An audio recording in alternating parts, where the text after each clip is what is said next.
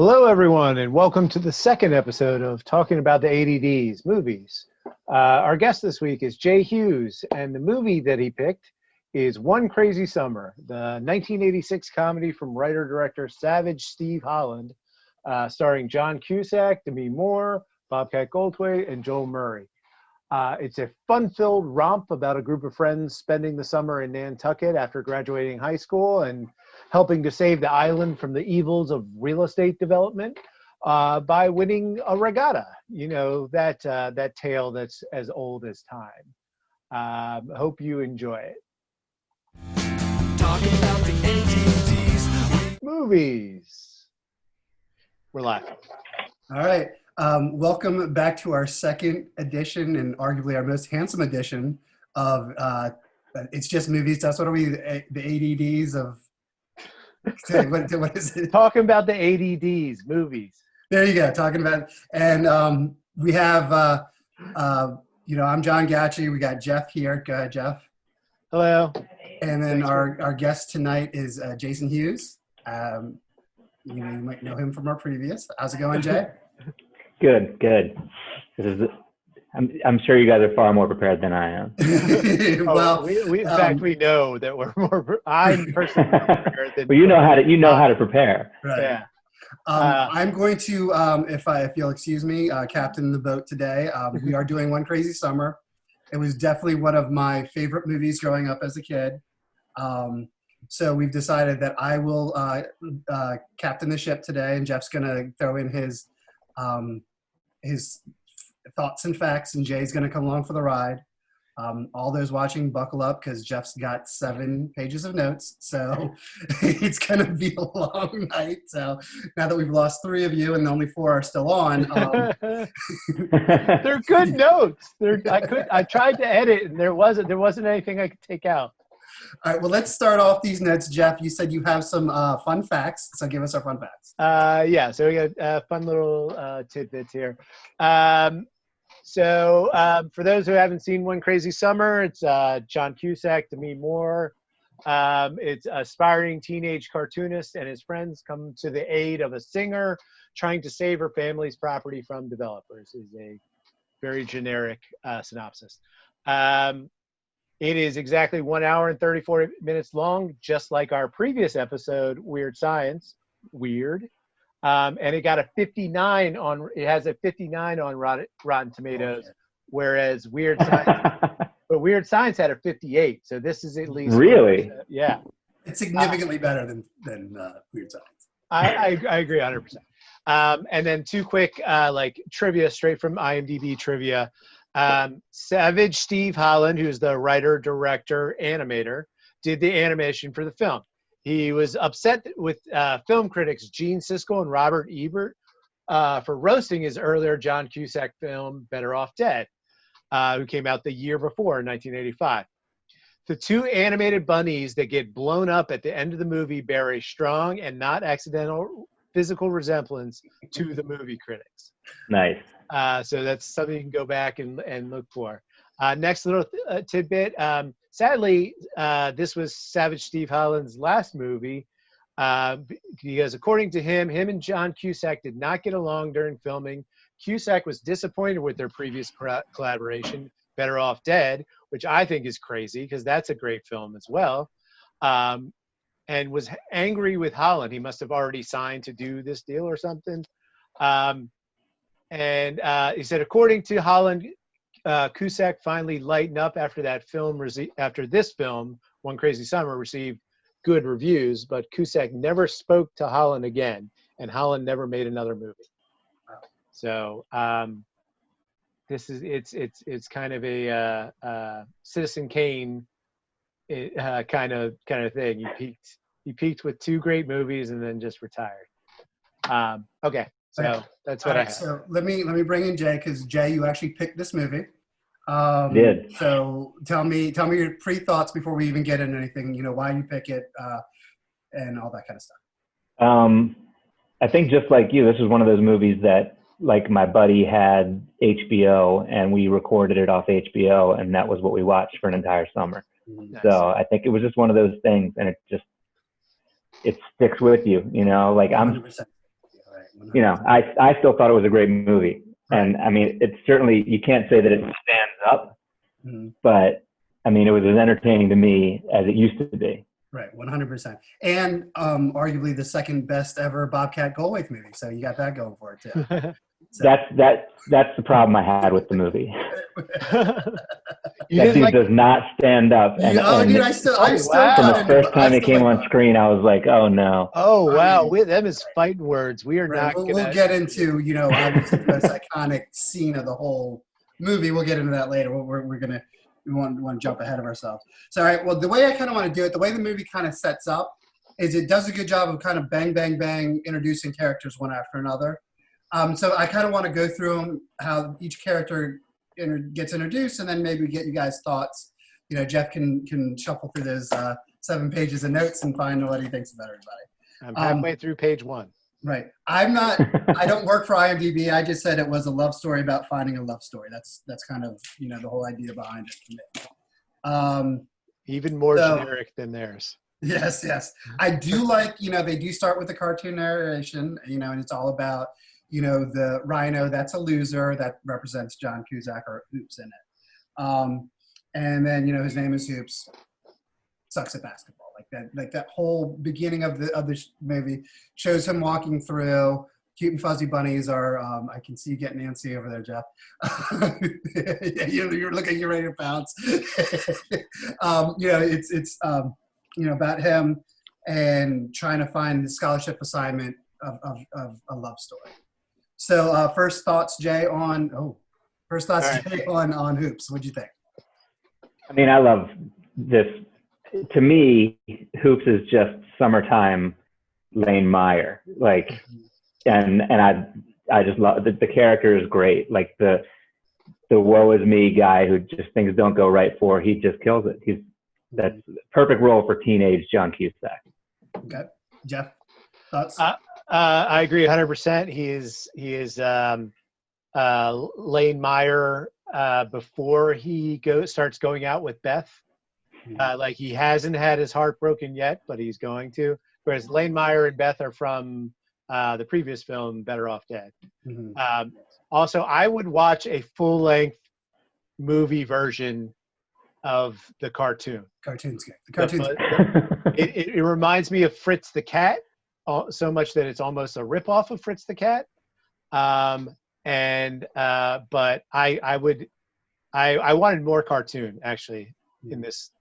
I thought it was a good mix of cartoon. They didn't beat you over the head with it, but it was definitely like the cartoon characters were characters in the movie, and I thought that was good. I like that. Yeah, I thought there was one, and I can't remember which one it was, but I thought one of them ran long, and the only reason I thought about that was because I was like, "Where are we going here?" Right. And just the fact that happens means it ran long to me. Right. You know, yeah, that makes sense. Yeah. But then I think from that point I noticed, like purposely, that the rest of them I thought were perfect. Right. Yeah. Right. So from there, then we meet his slacker friend George, who, you know, this is where the plot starts to begin. Like he's trying to find his love story. Slacker friend invites him to Nantucket, says he'll find a love story there. And then, you know, I'll introduce all of them, and then we'll kind of let you guys talk about all of them at one time. And then his little sister with her ugly dog, which obviously you kind of learn not to mess with the ugly dog or bad things happen to you. Dog's name is Bosco. So as far as George and his sister, like thoughts, we'll start with you this time, Jeff. What do you think? If we have time at the end, George is played by Joel Murray, who's the youngest of the Murray brothers. And I actually have a Joel Murray story where I met him and got to do improv with him. But nice. The story's not about improv. So if we have time at the end, I'll tell that story. Okay. Yep. That's called teasing. I think this is a perfect role for Joel Murray. It's just his level of commitment needed. And Bosco, I don't know. You remember Joe Deagle growing up, right? Yes. His dog had a Boston Terrier named Bosco who would grab the ankles of your pants and just not let go. Nice. And I was like, if you name a dog Bosco, it's going to be a badass. So just be prepared. Nice. Jay, thoughts? Yeah. Where'd you go? I didn't even mute it. I don't know what I did, but something. If you hit the space bar, sometimes that mutes it too. That's exactly what I did. Oh, Interesting. I don't have any stories with the name Joel Murray. Yeah. I didn't know that he was. Any of the other Murrays? You know, I have no Murray Brian stories at all, as a matter of fact. Cohen Doyle? Brian Doyle, right? Not the Brian. Yeah, Brian. But I didn't know that he was in the family. But as soon as you said it, I could see it like right away. 100% could see it, right? 100%. No, the little sister's fantastic. The dog, especially at that age when the dog comes out with a cone and weird Band-Aids. It was just a brilliant character. So. And not to get too far ahead, but Bosco, a girl's dog's name? That's kind of weird, but whatever. Yeah. Good point. I thought the same thing when I saw it last night. I was like, that's a shocker. Yeah, maybe Bosca. Maybe, yeah, who knows? All right, so then Italian. Then we're kind of getting a little bit more into the plot. Now we meet Cassandra when they're on their way. Like, okay, so Hoops decides, okay, I'm going to go to Nantucket. And I will say I love George that the Christmas tree on top of the car. I think that's amazing. Mm-hmm. I see you, Jeff. I see you. I was going to interrupt, but it's too late now. Go ahead. What do you got? Did anyone notice the cameo of the security guard, the crossing guard? Yes, Ricky's mom. Yep, Ricky's mom. Nice. Better off dead. I never knew that until last night, and I hit pause so I could write that right there. Crossing guard, Ricky's mom. Okay, I was just saying that you missed the character, but no, I did. Well, Ricky's mom wasn't on my list of characters for this one. I mean, if we're talking about the international language, then maybe I'd bring her into it, or French toast, or French fries. But otherwise, so I love that George had the Christmas tree. He's typical slacker, whatever. So they're going, and on the way they stop off at a gas station. Here comes Demi Moore, a young Demi Moore, and Hoops finds her in the bathroom.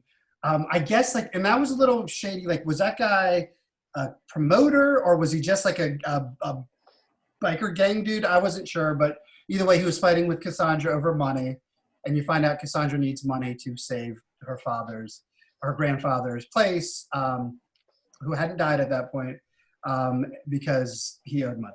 Anyway, first thoughts, Cassandra, Jay?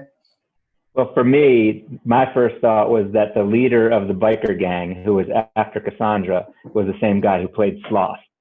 he was. So then I was locked into that. John Matusak, maybe. Yeah.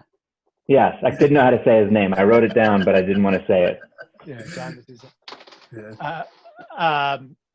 Yeah. So a couple things too. Mm-hmm. I kept track of Hoops's shooting stats. Yeah. He's currently 0 for 1 with when he crumpled up the cartoon and missed the Well, if you consider all the ones that are around the trash can, he was like, yeah, I'm just talking about on screen, like practice. The shots we actually see him take. Okay, fair enough. And so we also did talk about the scene that's straight out of a John Waters movie after Ricky's mom tells the little twins if they make the face and someone slaps them on the back, they'll stay like that, and then it happens, and then these scary fucking twins are in the background of the movie for the rest of the time with this fucking freaky Which face. is fantastic. Yes. Yeah, I mean, and all they do is they look at each other and scream, right? Because people are screaming at them because they're so freaky looking. Yeah. And then they look at each other and scream and run away. The dolls look creepy. Yeah. Like not only did they change, their dolls got changed too. Which Yeah, that's and then I love the gross trash that George has on this dash. Mm-hmm. I just wrote gross trash on the dash. Like it's got like a whole egg McMuffin, like all kinds of just random shit that he just kind of throws around his car. I like those details. I then put 0 for 2. Getting ahead a little bit. We haven't got the chili dog yet. No, but no, that's over 3. I'm sorry, you're right. That's over 3. Yeah, I think he missed somewhere in the bathroom. He did. That's how he found out there was money. And because exactly. And it was funny because when our previous episode, again, there's a lot of ties here. Michael thought that our guest Michael Seifman thought that the tall, skinny, bald guy from the Mutant Geeks that attacked the party at the end was the guy who played Sloth. And I said, no. Oh, really? I was like, no, it was that ex-football player, Lyle Alzado. But I meant John Matusak. Yeah. They were both ex-NFL football players who tried to be bad actors. Right. Oh, the guy who succeeded in being bad. The bald guy was too? No, that's a third guy. Lyle Alzado. I remember Lyle. Yeah, he had like a beard and like kind of a curly fro. And then Matusak was also in Ice Pirates, another great 80s movie. Mm-hmm. And also on there was in 10 yards or something. There's a behind the scenes football like sitcom on HBO in the 80s. First and 10. That was it. He was on First and 10. Okay. That's all I got. All right. So then, we find out, you got to go on a boat to go to Nantucket, and Hoops is afraid of water. That's obviously going to be, it's foreshadowing for later on. And then I put in there, then I wrote missed chili dog shots, and now he's 0 for 3. And recurring ugly twins also. So you have that whole thing going, everybody goes crazy again. Get off the boat, and then we are introduced to the Stork twins, who's Bobcat and whoever the other guy is who's in a lot of shit too. Yeah, I can't remember what he was in either. Yeah, but he's a very familiar guy. So Jay, I'm interested, since you said that Bobcat didn't hold up for you. Let's get your thoughts. What's going on there? I mean, obviously for the movie and for nostalgia purposes, it was great. But it just, to me, the character doesn't age well, and it got on my nerves quicker than it should have probably. You don't like the grunting and groaning all the time, and all this stuff. It's just like all this stuff. I mean, yeah. It's just because the first place I go is when they say cut.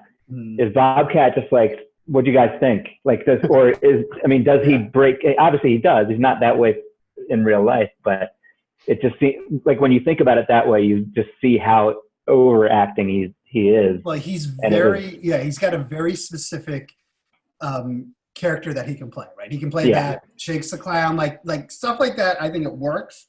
Obviously, you're not going to see him in like Michael Clayton in the George Clooney role. But he was great in Blow. He had a great cameo in Blow. Yeah, well, but a cameo is also different too. But I think he definitely fits a certain character, and he'll play that character well. Obviously from Jeff's background, it's an iconic character, scene in the movie that we'll talk about later. So go ahead, Jeff. What do you got? So just sticking with Bobcat for a little bit, I think it is the character choice of the voice. It also because it was beat to death in the Police Academy movies. Yeah. After he does, 3 or 4 Police Academy movies as the Bobcat character, you've also started seeing him do stand-up as the character. It's just I think if he says the same lines with the same timing, just in a more regular voice, or even just a different thing, you might have appreciated it more. Right. I can understand how it's grating, but I'll try to point out some stuff that I think is clever, even while being annoying and stupid later on. At this point, I had written I like the cartoon better. I'm still very much pro cartoon at this point. I think that changes.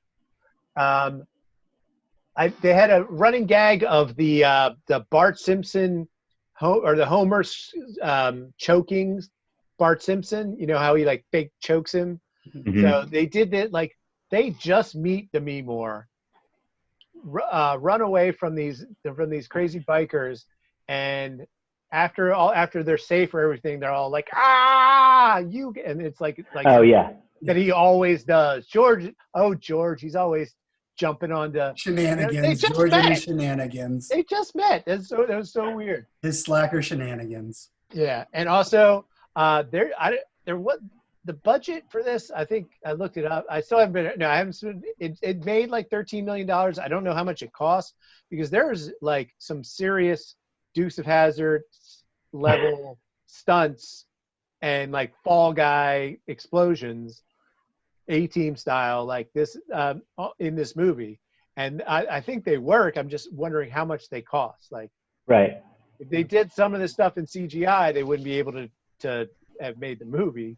Right. It's been so expensive. But, although I did not like the fish in Matuzak's hair. It's a good way to catch fish. Really, like, yeah. That's the sharpest of all spikes. Right. I mean, dude, if you can just drag your head in the water and come out with like 7 fish. You just thought it was too hokey? Yeah. Unrealistic? Are we going unrealistic? That's what I was. It looked like he jumped into the water, had some kind of waterproof glue, and was gluing like plastic fish to his head, Right. and then he pops up. Like that's. I thought it would have been just as funny if he had like a whole fish in his mouth. No. Like, All right. Well, let's move forward. Now we're going to meet our next main character, and that's Teddy. We get introduced to Teddy, the bad guy, the spoiled rich boy, that is big and strong and has the beautiful girlfriend who we don't get her name there, but it's Cookie, and she's also a very integral part of the movie. I liked how they waited on that one too. Yeah. Like, we're going to find out what her name is later. Right. So, like, I thought it was good. Obviously, typical 80s bad guy. He's a dick. He's, slapping people around, typical bully. Thoughts? Yeah, I mean, he's Johnny from Karate Kid. Yeah. He's what's his name? Ted McGinley from basically everything he was ever in. Yeah. Just the blonde-haired, dick. Yeah. But I mean, perfect character. I thought he was as good as any of them for this role because the tantrums he throws and stuff, just fantastic. Yeah, he lays it in there nicely, I think. Mm-hmm. I agree 100%. I love his comedic timing, how he's like a quirky asshole. Like he's got his little things where he screams at his dad. I'll get into that later. And the great when he's just whispering, like, "Did you touch my car?" Yes. And he like, and then he's like, "You touched my car." And he's like trying to clean it. He's like, "You're touching it again." I fucking love that. It was great. It was a great way to introduce your the character. And then he puts them on a hook for everybody to see, and they're taking pictures with them. Yeah, He's on a hook. Yeah, that's some tuna. Yeah. So does that count as a made shot? Since he made the hook. Is he 1 for 4 now, or is that no? No, he's the ball in that situation. Okay. He's not the shooter. Just checking. I'm just checking. If anything, Ted's 1 for 1. Like. Yeah. Well, with Cookie, I think he's 2 for 2. Cookie's got it going on too. Yeah. She plays her character really well too. She came on screen, and Gwen's my wife. Gwen said, "Is she 40?" I guess she has so much makeup on. She does not look like she'd be with young Teddy over here. And there's also right after this, I don't know if you were going to get to Jeremy Piven's character. He plays a small role as like. Yeah, I was going to mention him. I think later. So go ahead, go into it. Well, just Jeremy Piven sighting shortly after this. He also plays a great dick, right? Also, he's playing. He always has. Yeah. I don't think he's playing. I think he's just a dick. He's kind of a second in command, like henchman dick, which is a nice little.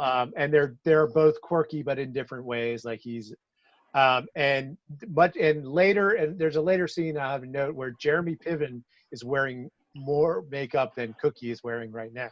So he must have not been feeling well and needed some color or something. He was looking a little pale. That's awesome. He also had less hair in this movie than he did in Entourage. So I don't. Yeah. I feel for him on the paleness and the baldness. So I can relate. All right, so we'll kind of I'll introduce 3 of them and then we'll kind of talk about them all because they're all kind of bang bang bang. We get introduced to Grammy. Sweet old, lady with a little bit of a twist, which I like the twist on her. Uncle Frank, who obviously was in some kind of war. I don't know if they ever mentioned which war he was in, but he's definitely, sitting in the room dark room smoking. I'll let you guys kind of expand on that. And also, then we meet Mr. Raymond and Aki. Like all these characters kind of go on. Mr. Raymond is the dad who owns a supply store. Aki is Booger, and he's his son. And there's the father wants, and Aki's obviously friends with the crew, and the father wants Aki to join the army. I think it's the army. Was it Air Rangers? I think it was. And Aki's a gentle soul that doesn't want to do it. So, Jay, go ahead, get into them. What do you think of these characters? Was it Uncle Frank? Mm-hmm. To me, like, first of all, I love the character. He's 100%. this movie's, like, his quest for the $1 million on the radio is just a great Steve Holland side story, just like the kid building the rocket in the other movie. Jay, not only that, I love his reactions when anybody has any interaction with him. Like, he gets so mad at everybody. Don't do that. Why are you doing that? I love that. Like, he's That's so fantastic. laser focused on this. That's all that matters. Okay. Yeah, so he was great. The thing that I loved about Ak is that when they say, "Where is he?" and he's down at the beach collecting shells. Yeah. And then they're actually bombing the beach. And the absurdity for me is that they're on Nantucket. And so who's actively bombing this beach? But you just sort of let that go, because this is how we're introduced to Ak. Right, it's fine. They're just Because collecting shells is a great pun. So Right. Yeah, that's true. Just go with it. Fit it in, Ryan. Nice. All right, Jeff, what do you got? So the grandmother is the same grandmother from 16 Candles when she's like, "Oh, look, George, she's getting her bosoms." And then Uncle Frank, like, it's at this point I'm starting to realize that that Steve Holland might have been an improviser, or maybe I'm just reading into things, because they set up all the characters so perfectly. They give them their character deal. They give them a repeatable behavior that they can do second and third beats of, and that's like all improv. So and some of these are straight up, like, I've done improv scenes where somebody was sitting on top of a chair and I'm buried in sand. And I swear the people who did set it up haven't seen this movie. So and Uncle Frank is a great, like you said, a great, like, B story or C story maybe. Mm-hmm. Joe Flaherty, who's also an improviser in Second City, so he plays a great, like, dickhead dad, but not as much of a dickhead as Wyatt's dad from Weird Science. Right. He's like 1.5 dimensional. So he, like, has a deal, but there may be a little bit more to him. And then Aki is Booger as Aki is one of my favorite characters. He's such a gentle, like, nerd. Yeah. As opposed to, like, the kind of roughneck, slobby nerd that he plays in Revenge of the Nerds of Booger. It's amazing what a clean shave can do. Like, he looks like a baby. Right. Yeah. And I will say, and this is one of the things, like, I love about this movie. How they introduce all the characters. They're very identifiable. I think they're all played well. I don't, like, look at one of the characters and be like, it's out of place or, like, it's bad acting or whatever. I think they're all kind of done very, very well. I love the way the story just kind of unfolds in front of you. Like, here's everybody you need to know, and they're not giving a lot. Like, they're not trying to pretend like it's like some crazy twists or anything like that. It's like, okay, here it is. And we're more concerned about the characters. And I think the characters are wonderful. And then anybody have anything else before we move on to the grandfather and the dad? No. Okay. All right. So then, I'm going to kind of hop and then go back. So the last characters that really are important at this point are Teddy's dad and Teddy's grandfather. And then, Teddy's dad Teddy's grandfather is the one with all the money. He's the patriarch of the family. And he's both Teddy and his dad are living off the grandfather's money. And then the grandfather wants them to win the regatta every year. That's also, foreshadowing for later on.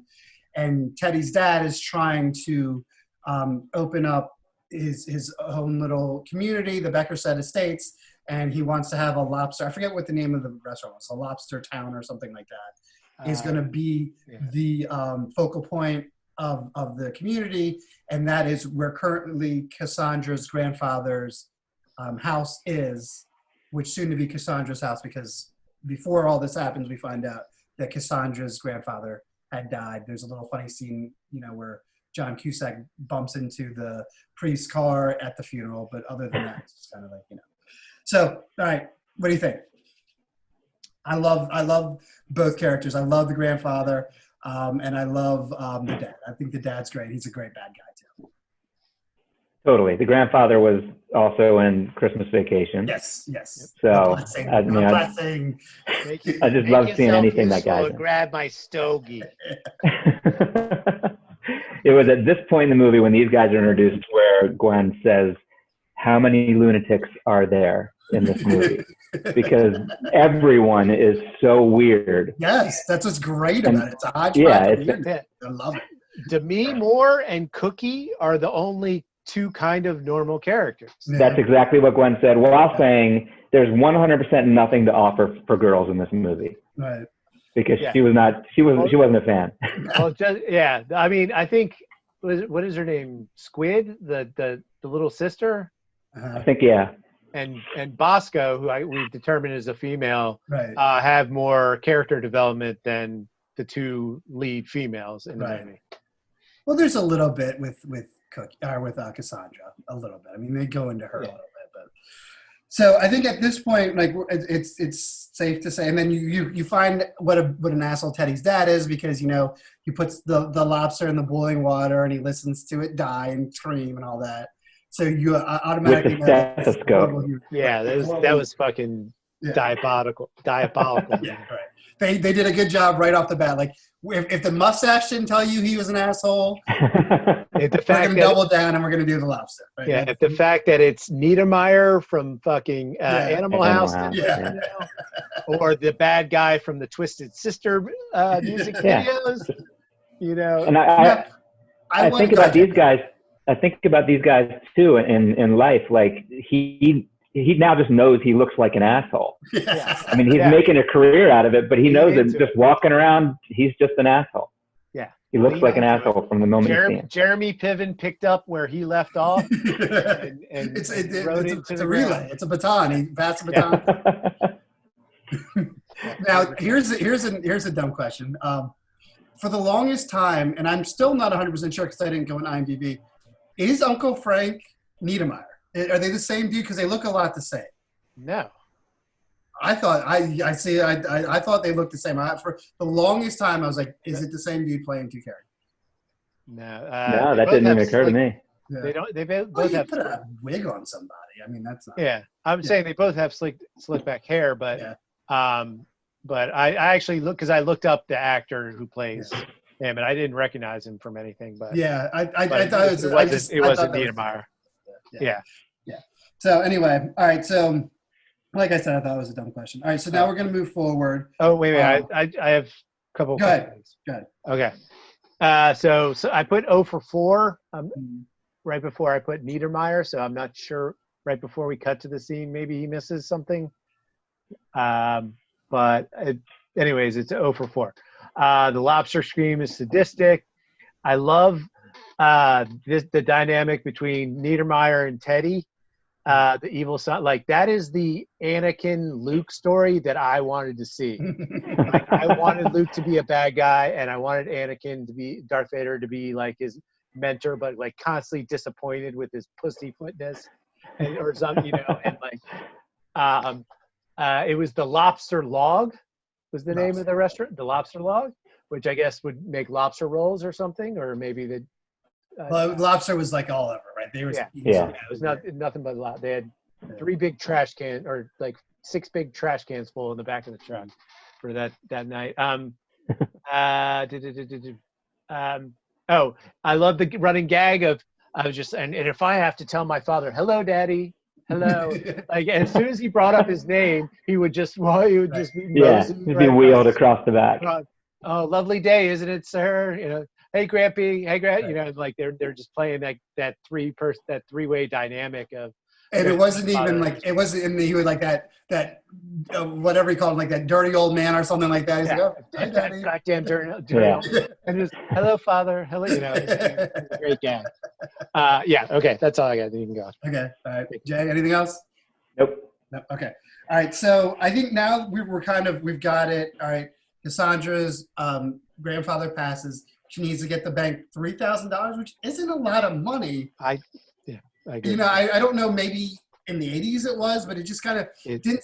Which I thought was kind of good because it's not like it's not one of those like dodgeball where it's like 50,000 and they happen to have a tournament for 50,000 or whatever. So it's like Right. Yeah, I think it was more kind of real life or whatever. It was attainable. Yeah. Yeah, it probably was realistic because I looked it up. It was at first I was like, that doesn't seem right, but then $3,000 would have been $7,000 in today's money, and for a I guess orphaned 18-year-old Right, beatnik, you know, strumming a guitar in her with her Casio playing keyboard guy with no sleeves. We'll get to that later. Yeah. Okay. $7,000 might as well be $1 million to her. Okay, so good. Because all she has is the house. And yes. Well, and he's what I get, and he just has friends living there with him. Is I guess the thing. So, all right. So we're gonna move to the beach scene. This is kind of now we're getting into stuff. All the boys are at the beach, kind of hanging out or whatever, and then this is where Cookie starts to kind of get things interesting. She's gonna, her and her friends are all, in their bikinis, and they're asking the boys to help get their boat into the water. And this is one of my favorite. Like these are some of my favorite Bobcat lines. Cusack's like trying to like rah. This was brilliant. Yeah. Right. How's that sound? And Bobcat's like, sounds like work to me. Like, and then the other one that he does, and then he mutters something about, you want me to shovel your driveway next? And I loved it. I loved. And as they're carrying it in, he also dropped a. Did you have anything heavier that I could carry? Like maybe a car or something, like just little things. Because that stuff was really funny. I loved it. Like had no interest in trying to pick up any of the ladies. Just so pissed off that Cusack talked him into doing this bullshit. And it's just I loved it. Anyway, go ahead. What do you got, Joe? I also love. I think this is one of the scenes that if Bobcat wasn't doing Bobcat character and just like was the one who calls out kind of this 80s trope, just, hey, do you want to help us cut some firewood for the fire? Oh, so you want me to do the fucking work, right? Right. And then at the end, everyone's helping, even the other girls, except Cookie, who's just sitting on it like she's a queen in a litter, just like, take me to the ocean. Right. Well, that's setting up. That's Cookie's character. Cookie, exactly. It's there's a little bit of character development there. And when they get to the water, Cookie just starts taking off her covering, which was basically a bigger bikini over top of her small bikini, and then just tossing. And she just throws it in the ocean. Jeeves, get a hold of my top cover. And some of the scenes under. Oh, even before this, when Bobcat is like playing to the camera and Cusack's not having it or something. The toe stuff. I thought that's later. No, the camera's later, Jeff.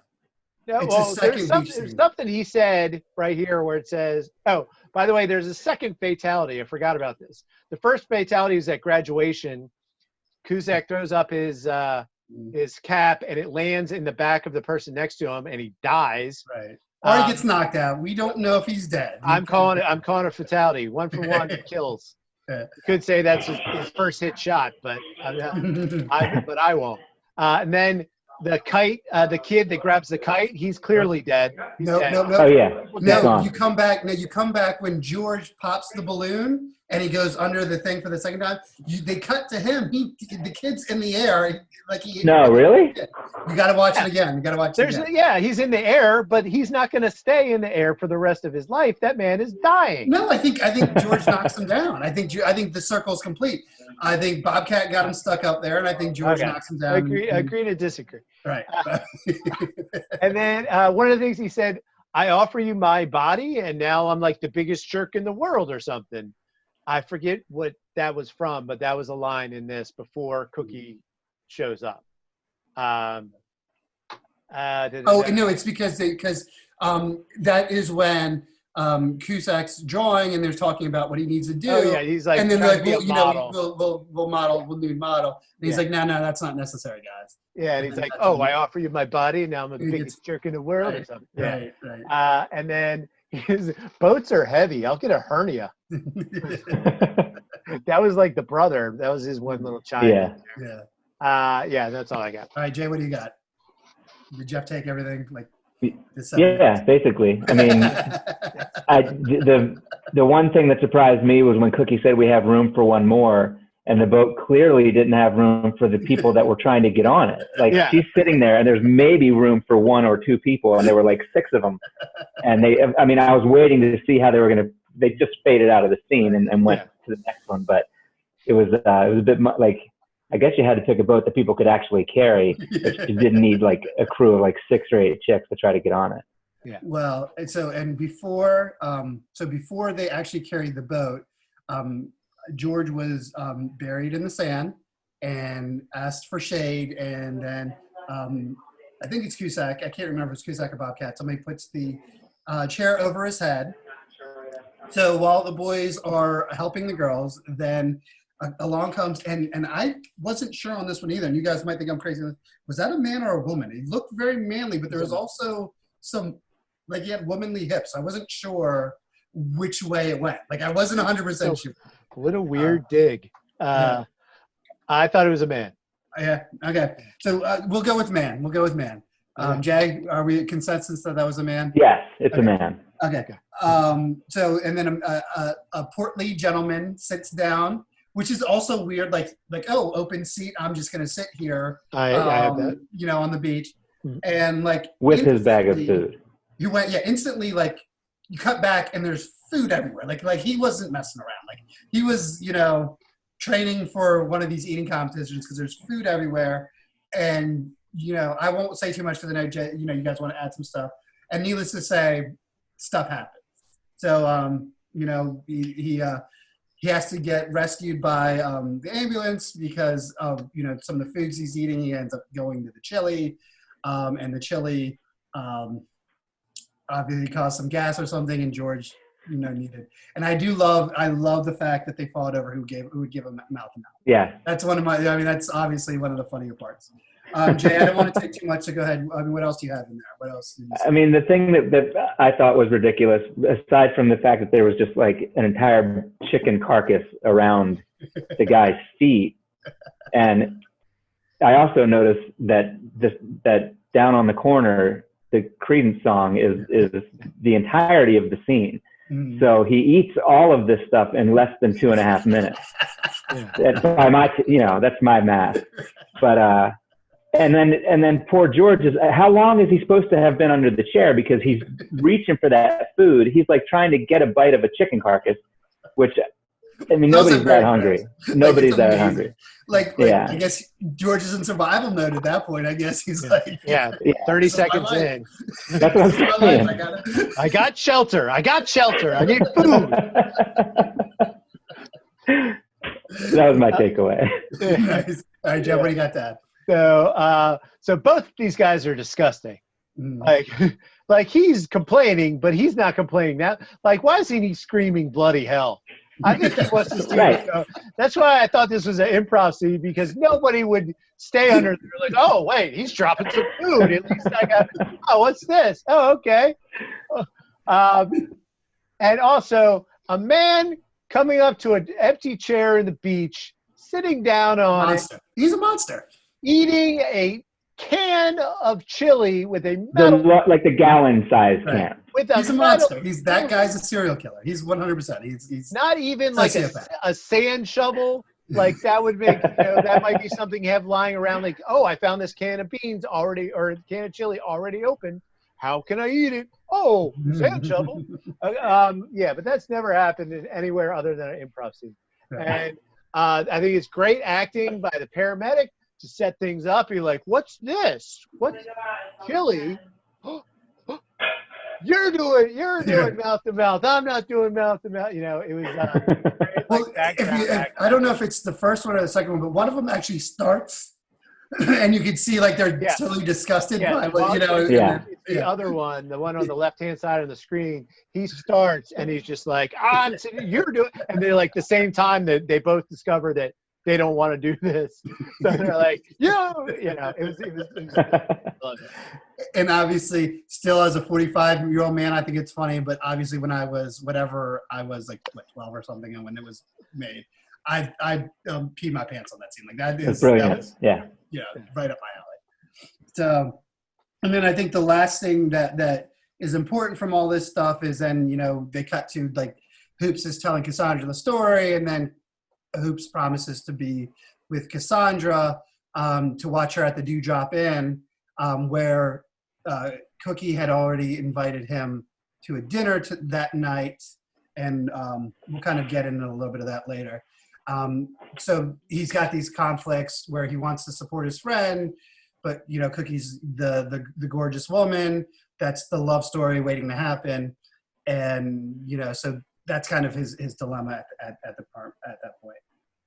And then we kind of go into Grandma, the dinner, and I love this is the twist with Grandma. Grandma beautifully cooked dinner, and then at the end, when it's all said and done, she drops the bill down. Everybody's kind of doing the old looking away, right? Reaching for my imaginary wallet. And then, but while all this is going on, the other important thing about the dinner is the boys are trying to talk Hoops into the date with Cookie. Jay, what do you got to add?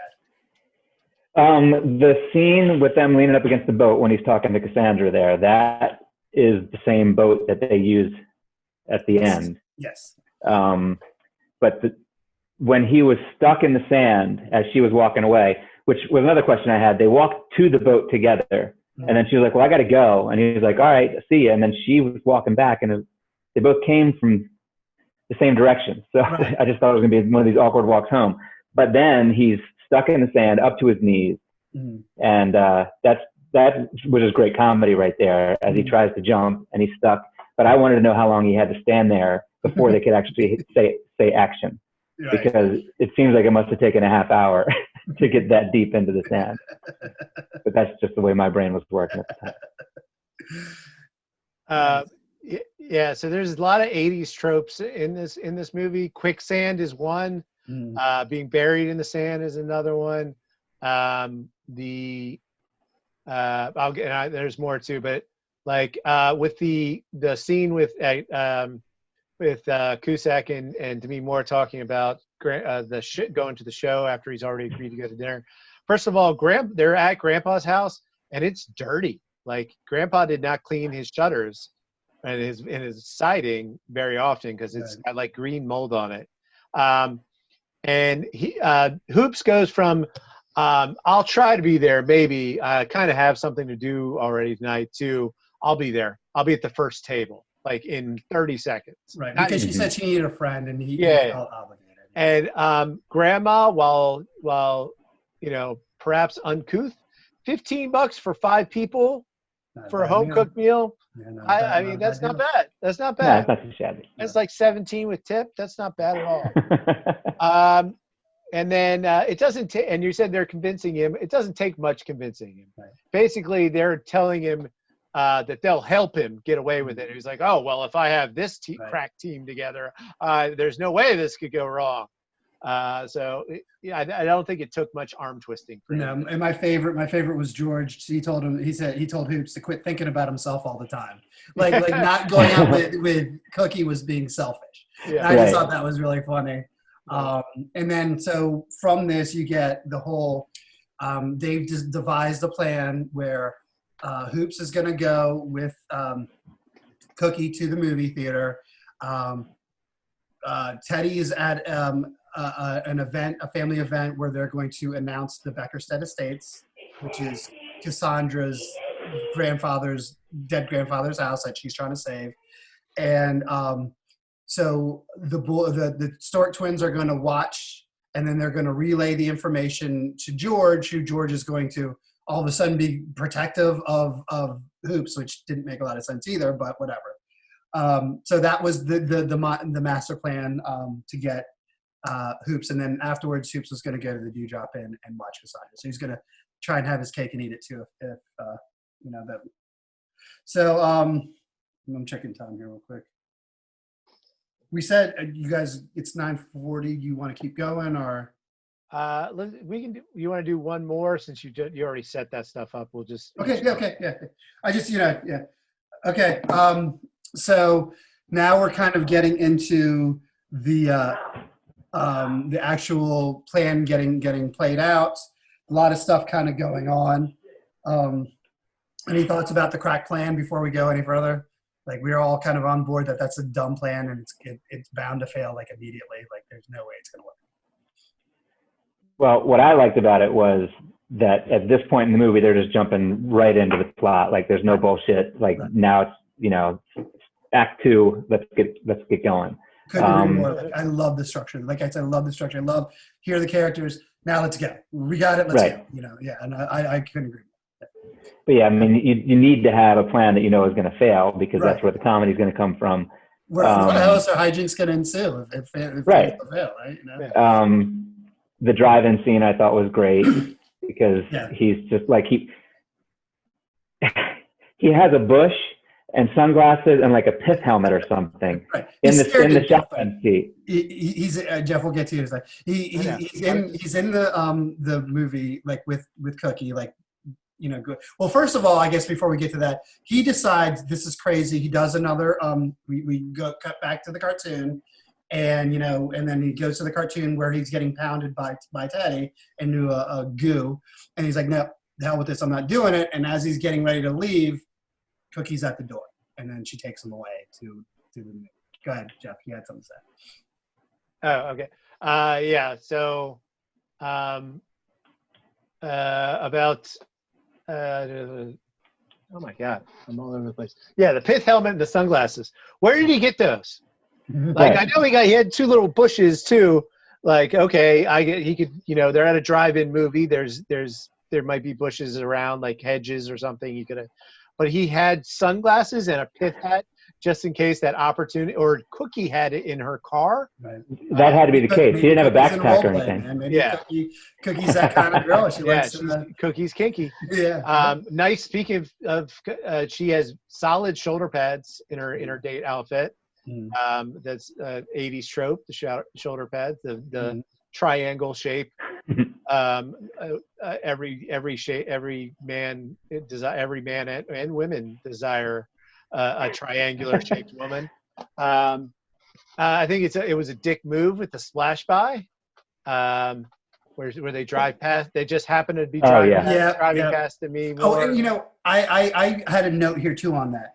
Why would Cusack be hopping out the window asking Cassandra if she wants a ride when he's supposed to be going there?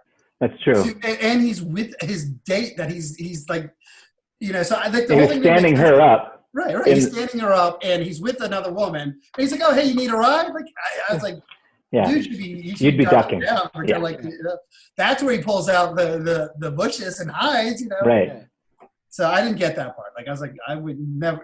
You're compounding your dick move by a bigger. Yeah.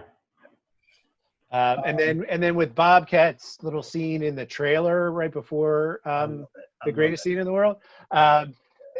Everything his brother is telling Bobcat that he needs to do, you automatically know he's not doing that. He's not. Right. Keep an eye on Teddy. Call Hoops. If you see him leave, call Hoops. And also, there's a lot of props in there. Don't touch them. Don't play stuff. So Love it. I love it. Like he's playing around with stuff. He's getting the Godzilla suit on, and he's like, "Oh, I'm gonna look nice." Yeah. Like he's like so. And then when Hoops hops out of the car, he is wearing a Canadian tuxedo. I just noticed that. And the pop stick disembowel martial art. Yeah, right. I didn't Popsicle care stick, for that. right? Yeah. I didn't. It's just, hey, Teddy's a badass, and he's gonna Right. fuck you up, basically. That was the point of that, you know. Yeah, well, I loved the childish glee when he's like going through all the costumes. He's like, oh, you know, like when he's like putting everything on, and he just everything is like it's like his first Christmas, and I love that. Like there's like I know, you know, Jay, you don't think a lot of his stuff kind of translates, but I thought that stuff, like he's just a giant child, and you know, and then you put a giant child in that setting, and you're gonna get what you get. And I thought, and tell him not to play with it, like specifically. Right. And just to go on what you're saying, like he's in the mirror pretending he's Godzilla, like talking about winning an award in Tokyo. I forget exactly what it was. Yeah. I loved it.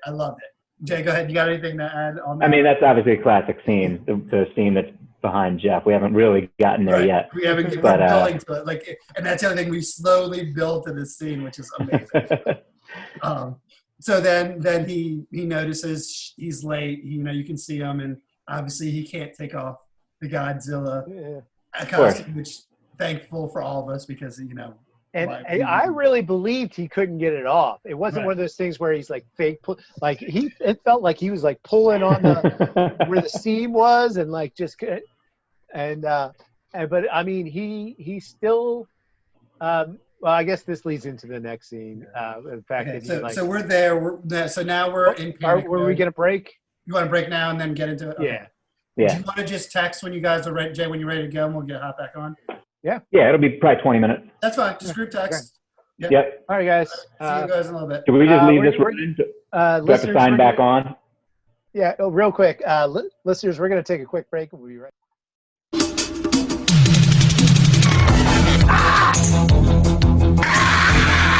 The movie started! The movie's done!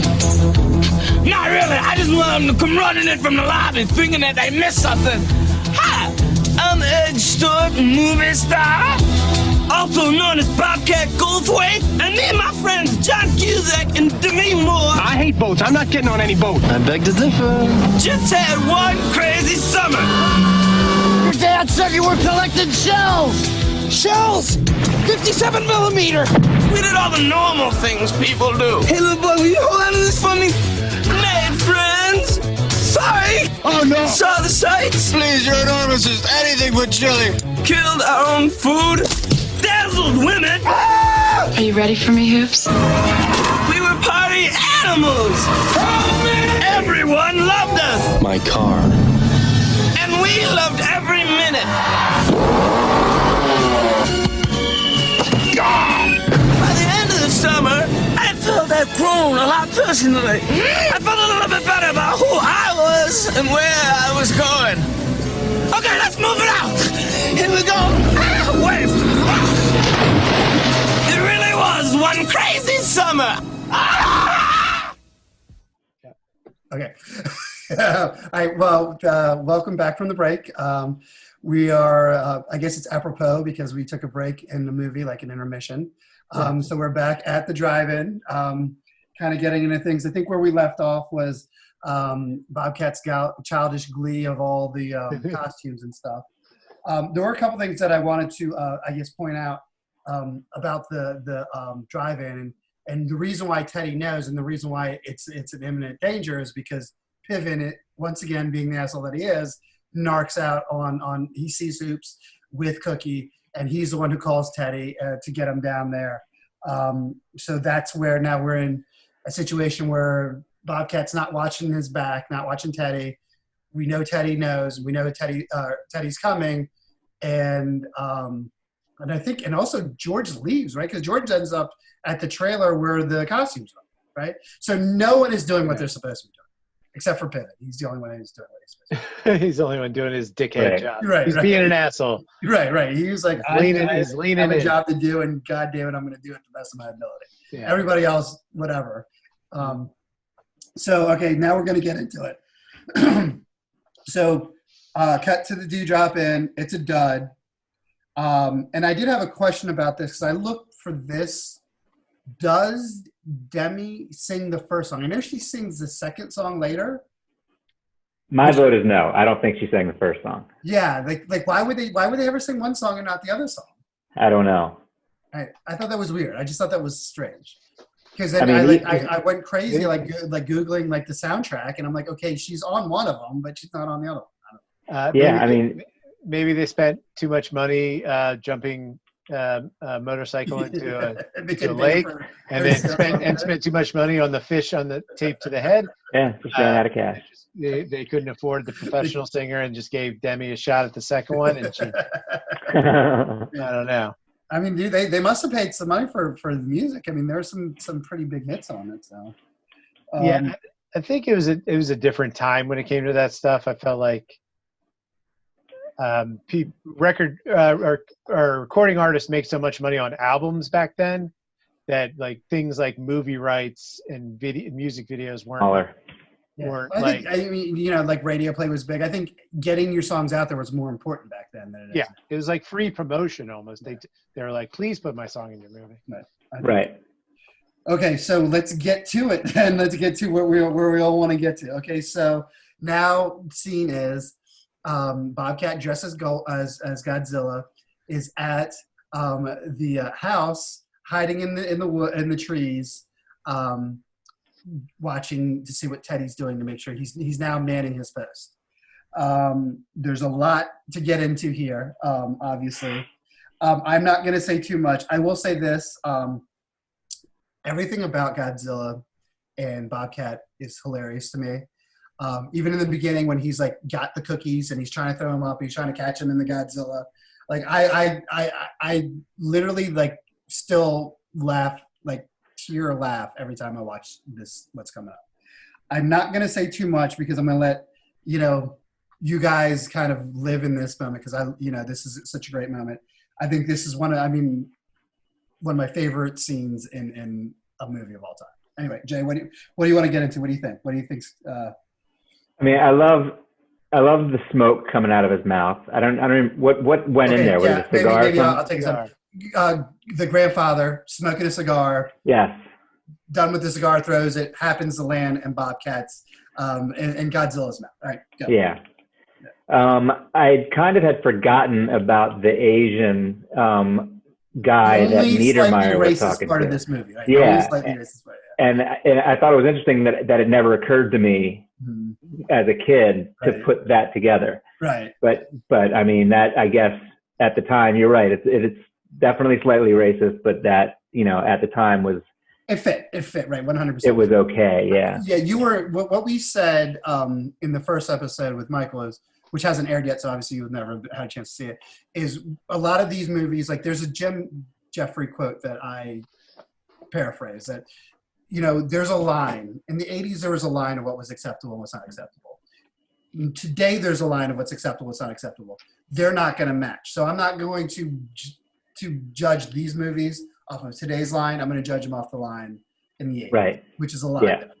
So yet, for the time, not out of bounds, and even that in today, it's not crazy racist. It's just a little like, okay, dude, like, Right. Right. I mean, it could be argued that it was making fun of just the genre of movie at the time, 100%, and that it wasn't specific. But yeah, go ahead. Yeah, just, I mean, classic comedy scene with him just trampling. What was it, Beckerstead? Yeah. Is that what it was? Beckerstead? Yeah, it was the Beckerstead estate. So, so we didn't, I guess to take a step back to those who haven't. It's right behind, like if Jeff moves over there, you can see Beckerstead estates there in the background.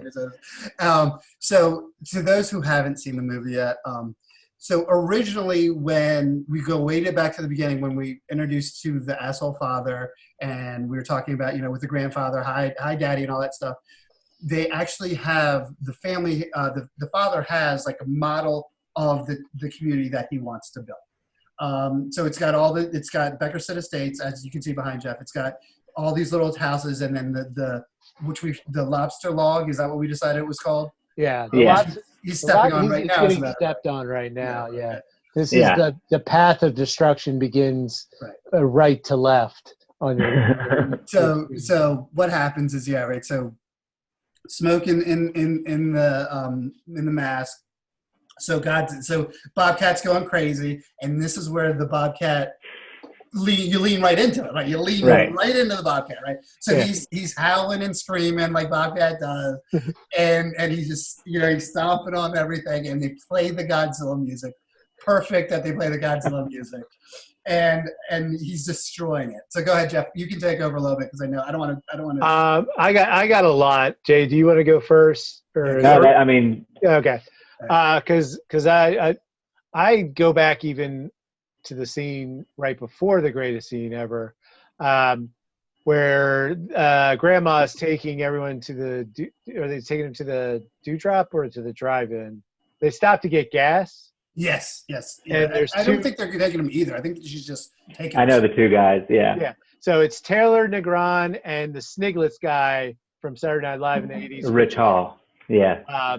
And they're like psychopaths, right? They're like smoking. They're gas station attendants at a self-serve station. They're smoking.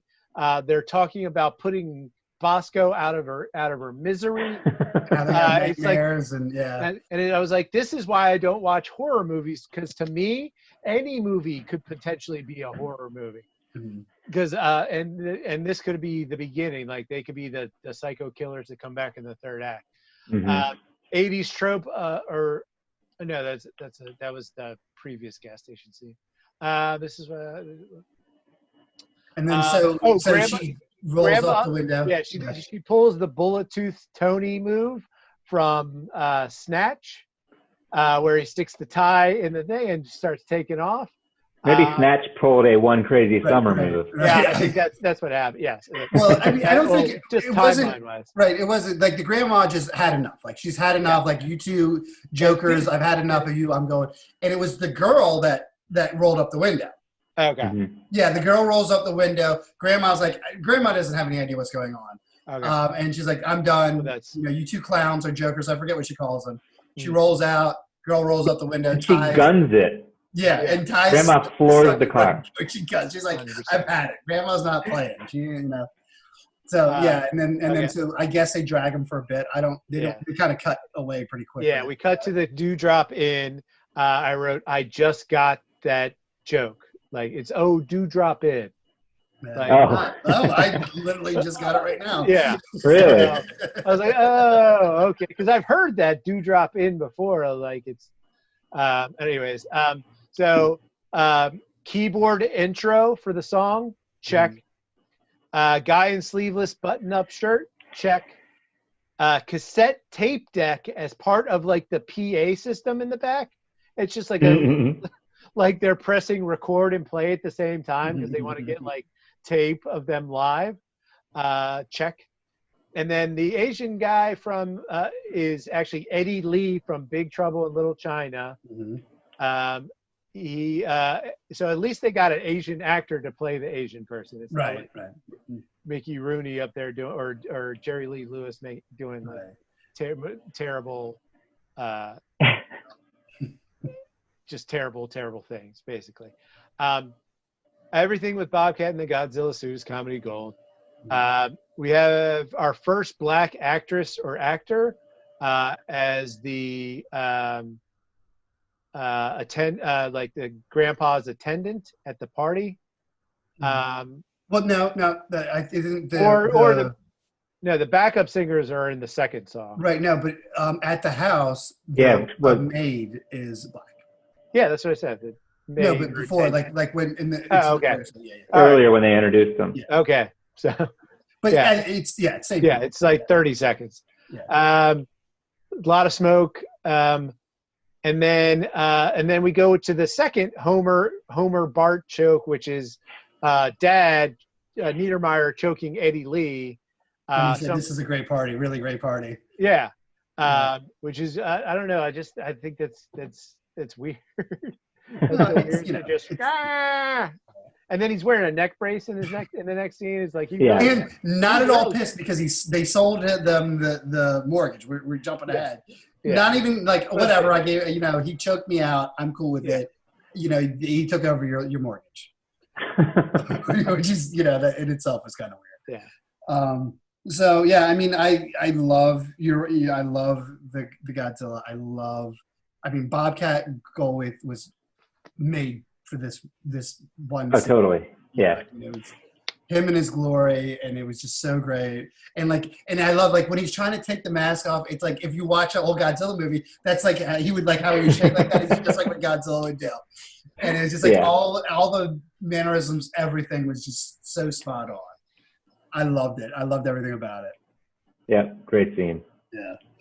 So, all right. So, and then we all right. So after that, then we go back to, so shit's hit the fan. Teddy knows. Teddy's on his way.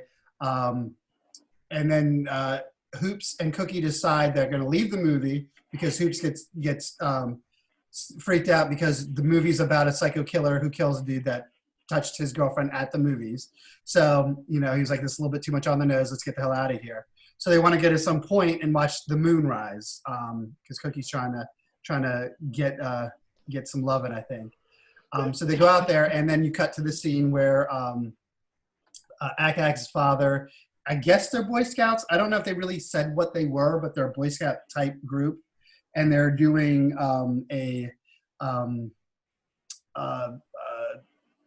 some kind of they're acting out a scenario where people are injured and they're trying to save them. It's like a rescue kind of preparedness thing or whatever. So they get into the swing of things. Cookie and Hoops get attacked by these kids. So they're running all different ways. George at this point has left his post, went back to where Bobcat was, got his moped, steals his moped, and now is on the way. So everybody's kind of now converging from here to the Dewdrop. And then there's some other stuff that goes on. Jay, you got anything? I left some of that stuff out. I don't know if you have anything to add or. No, I mean, that scene to me is a sort of a transition of let's get to the next point of action. I mean, the ridiculousness of the Boy Scouts catching Cusack and having him completely mummified in the course of 10 seconds was cute enough. Right. But yeah, that scene that never does much for me one way or the other. It's just sort of it's a story. Yeah. Jeff, how many pages do you have on this scene? We got about a third of a page. I'll try to edit myself on the fly here. So I would watch that movie at the drive-in. I would watch a full-length version of the cartoon with the fluffy bunnies and the rhino, and I would watch this horror movie at a drive-in. It's something with hemorrhoids, right? I think that was. I thought I saw that on the marquee. It's like something. Hemorrhoids. Yeah, that comes up later. That was the second movie. Okay. Yeah. Okay. Where is it? So when they are going to the beach, so the scenario that they're set up is basically Lord of the Flies. You have crash landed on the beach, and you need to set up. You need to attend to you're injured and you're dead. Set up shelter and food and everything. It's basically putting children in an actual, life or death simulation that a, world-class novel was written about. His descriptions were great. Yeah. If you're going to talk about those. And his this is just a line grab. My house is not a den for cowards who will not serve in the military service. Mm-hmm. That is a very character line for them. As Cookie and Hoops are headed out to the beach, there's a close-up of Cookie's ass for a solid 5 seconds. It's like he's supposed to be following her, so I guess the camera is basically his eyes at that point, just like she's holding his hand and leading him to the beach, and he's just, of course, he's looking at her ass. Psycho children is a common thread in the two Savage Steve Holland's movies.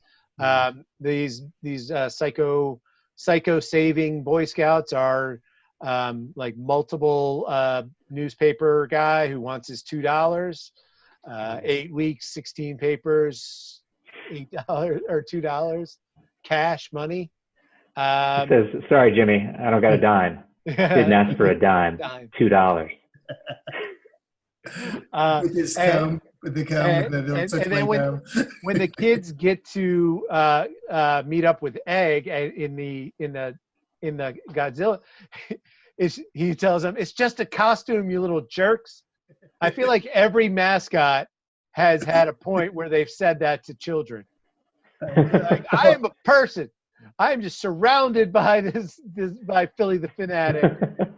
You guys. I love that. I love that dynamic where you had Hoops had now at this point jumped on the back of George's Eggs, but George is driving moped, and they're afraid of the kids that are chasing them, and then Egg is running behind, and the kids are afraid of Godzilla chasing them. It's like weird train going on. That also is a very improv thing.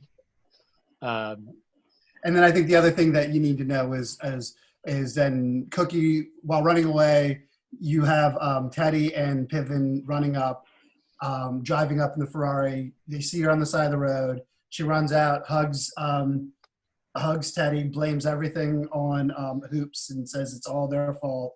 They're terrorizing her. He buys in, so now Cookie's off the hook, and it's all on Hoops. Yeah, I think that's like the main, like transition. Mm-hmm. Anything else? Jeff, you good? You want to move on, or are you good? Yeah, we're good. We're good. All right. So then we get to the dewdrop in. Everybody converges to the dewdrop. You have and then the funny Bobcat, like, hey, we've got to warn Hoops when they finally get the mask or the Godzilla head off him, and he's right next to him. And then Teddy wants to beat the shit out of Hoops, and Demi Moore, Cassandra talks him out of it, chalks him into playing basketball. And then, I'm sure Jeff's got his count on how many he's missed. Obviously, Hoops sucks at basketball. He loses. And Cassandra's pissed because he dogged her. She didn't have anybody at the show. And now he's a liar. So there's other stuff going on in there. Jay, you got any takeaways from the scene? I love the diversion from fist fight to horse or whatever. Right. Just like ridiculousness. Mm-hmm. And like we as the viewer know that he can't play basketball at all. Right. So this is going to end poorly. Ak becoming the Hoop. Mm-hmm. I mean, great comedy. Just obviously the weakest is just going to now make a Hoop, and he has to do that. No, great scene. Yeah, nothing more to add. Yeah. Right. I mean, the first thing they make Ak into a Hoop. But they do have a basketball. They don't have a hoop, but they do. They don't have a basketball. They Good use point. a light. They use a light fixture. Oh, that's right. Yeah. Okay. Which is very bouncy, and all of a sudden the whole it turns into a basketball magically because right. When it's turned off. Yeah. And Ak is like leaning into even when Teddy's shooting. Like he has to try really hard to help out Hoops, but Teddy, he's like, oh. And like, I guess he just didn't want to get hit in the face. Also, this is the scene where Jeremy Piven is wearing so much makeup. He looks like he just came from a kabuki theater audition. He has definite pancake and lipstick and possibly eyeliner. We got 0 for 5, 0 for 6, and 0 for 3, which were unnecessary. Or I'm sorry, 0 for 5, 0 for 6, and 0 for 7, which were unnecessary because Teddy made all 3. So as soon and he was hitting it with his head. But he made 3 in a row. Right. So he's got a match, right? As soon as he misses the first one, the game's over. The end. But whatever. And then to me, Cassandra saves the day by trying to set them up somehow, and then maces them. Yeah. I'm thinking. She says she knows Tao. She says, "That's what do you know karate?" She's like, "No, I know Tao." Yeah, and that's the chemical maker of mace. Yeah, and like she could. I don't know why she had to go put this have these two men compete over her in this apparently fixed thing. She could have just said, "You guys are being assholes," and then mace them. She's got mace. Right. Mace. Right. But it's opportunity to do the. Well, she bet him $100. I guess maybe she's trying to make some money. She's trying to hustle. Yeah. Right. Yeah. So Hoops doesn't show up and also costs her $100. I don't know if she ever paid or not, but she is Teddy. She definitely she did not pay. That was getting out of paying was. It was Mace. That's bullshit. And I say just jump to Mace. So I at this point I my notes I Hoops loses that basketball, lets down Cassandra. Basically, this is his rock bottom moment. Like, he realizes he wasn't a good friend to Cassandra. He's been lying. He's been whatever. So now he's trying to, we're at the upward arc where he's trying to be a better person. You see her handing out flyers. They're horrible flyers, and luckily for us, Hoops is an artist, so he's like, okay, I want to save her. And then this is where we get to our second beach scene. This movie, I love this movie because it's got 2 beach scenes and it's got 2 montages, which you don't really see. It also improv things like second beats of the same thing, and random montages thrown in. So this is where you get like they're doing the stuff with their toes and they're videotaping it, and this is when Hoops gets the brilliant idea that he's going to help Cassandra. He's going to make a movie, and then George decides to go in the water to hit on some lady. His balloon pops, and because the balloon pops, he goes flying. No, I'm sorry. Well, it was obviously a balloon on his raft, but his little raft pops, and then he goes flying in the air, takes out the kid on the kite, knocks him down to the ground. So the kid has been hanging on to the kite for a day. Still alive because he's still hanging on to that thing. Yeah, I mean, how long is day, 2 days? Yeah. Kid's a survivor, man. Kid's a survivor. Okay. And then George slides right back in underneath the chair where our farting man is ready to, dispense more gas in his face. Yeah. So that's pretty much setting us up to this is the transition to Hoops being a better person, doing the right thing. And anything to add on that? We good on that, or? I have some. Jay, do you have anything? Got anything or no? Okay, good. So when they are at the beach, George is reading the obituary, and he says, "Do you ever notice that people die in alphabetical order?" And I was like, "That's a great Stephen Wright or Mitch Hedberg joke." Like, yeah. And it was done very well. And then the same guy in the chair, same situation, like random chair on the beach. Better bring my ridiculous amount of food, and then they also have the paramedics come back and still not this time right same old right same they go back to the well, and it works it did work. You didn't feel like they were milking it. It was just funny again, And, so I love that. The Rhythmics, Would I Lie to You is a great montage song. And also just a great song, and that's playing in the background. So we get to the montage, and then we get to the second part of the comeback story where they show while they're montaging, and then they got the great flyers, and they're handing out the flyers, and then you cut to George putting it on I guess the Beckersteds on Teddy's door. And like why would you do that anyway, because we know that that's our enemy, but whatever. Yeah, that made no sense. right like here you might want to know what we're doing because you want to buy our shit. and then you get to the part where the dad is shooting the lobsters because he hates animals. And you get some more interaction with him and Teddy again.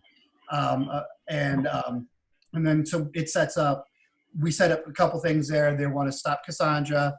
And then they also bring the regatta back in, once again, foreshadowing to how important the regatta is to the story.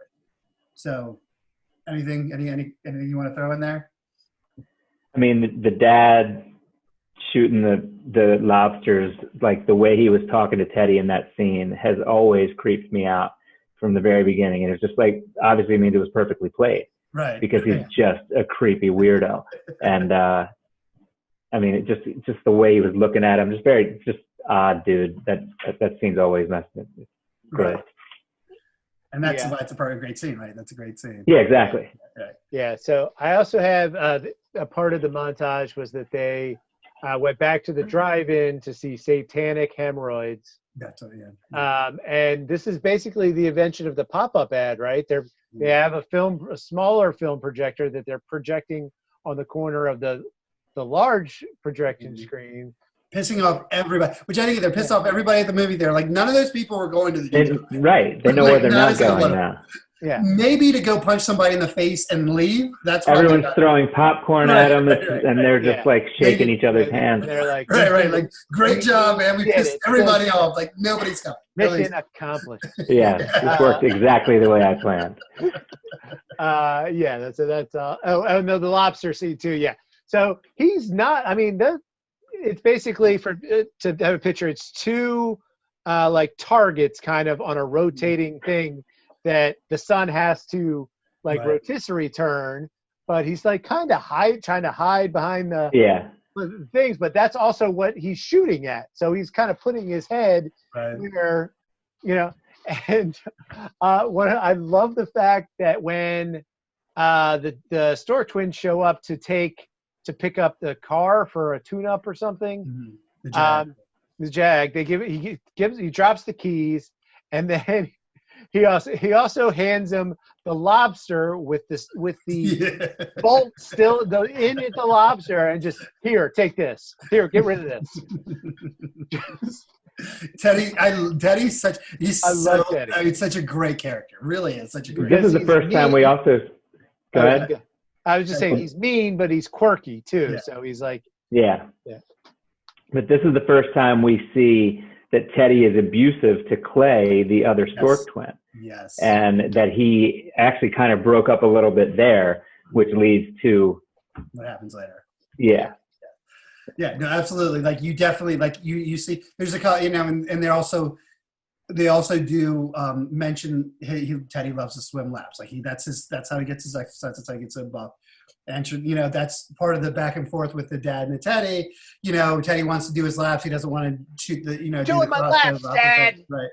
And and the dad's like, no, you'll do it after I master this contraption. Like, So you get some of that back and forth, and then obviously the laps come into play later as well. So they really do a good job of foreshadowing a lot of stuff. Like, they tell you exactly enough what you need to know to make everything make sense later. Yep. Yeah. So, all right. So, and then we go, and then now I just put this in because this doesn't really have a lot to do, but this is also another great Bobcat moment that I love, was then we're going into, they're at the Stork brothers, the Stork and Sons garage, and Act's there, and Egg's telling the bully story. And I love the bully story, like, talking about this fat kid who had a twin brother, and everybody hated him and loved his twin brother. And he's obviously talking about himself, right? And then at one point he gets embarrassed, and Ak says, were you that kid? And he's like, no. He's like, he used to beat the shit out of him. I used to grab him and say, why are you so fat? And it was just so funny to me. Like, I just, I don't know. For some reason, it cracked me up when he did that. Well, I love taking like the sad story, like making him human, and then just breaking it out of it into comedy. It was really well done. Yeah. So I thought that was funny. So now I missed something in my notes here. They know they've now decided they're going to get revenge on everybody. Jeff, you probably have it in your notes. I don't know if there was a turning point there or not. I can't remember from the top of my head that they decided they're going to go after him, or they're just like, you know what? We're not going to let them interfere. I think that's what it was. We're not going to let them interfere. So we're going to hatch this plan to get back at them. I think that's what it was. Right? Is that? That sounds familiar from having watched the movie last night, but I don't have. So anyway, all right. So we'll move on. Okay. So now we're to the point where we're getting ready. We've done all the advertising. We're getting ready to go to the dewdrop. We want to make sure that Teddy is incapacitated and can't get in the way. So they get the lobster. Ak blows up a boat in the water. Shoots a fucking RPG. Yeah, to distract the lobster guys, grab the buckets of lobster in the truck, go. and then pour the lobsters into Teddy's pool so the lobsters can attack. And you have anything to add to those scenes? Those are some pretty good scenes, I think. I'm just curious as to why the lobsters would keep Teddy home. Like, did they think that he was going to be so damaged by I mean, it was a lot of lobsters. Right. But, I mean, is he done? Is he going to the hospital?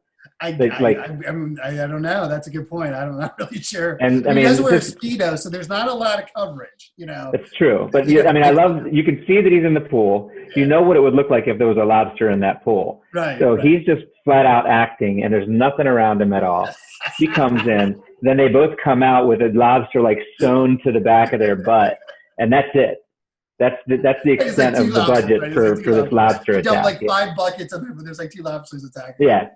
So and they just keep on running like down through the yard. Like they're not swiping it. They're not like helping each other. They're just running, just straight up running.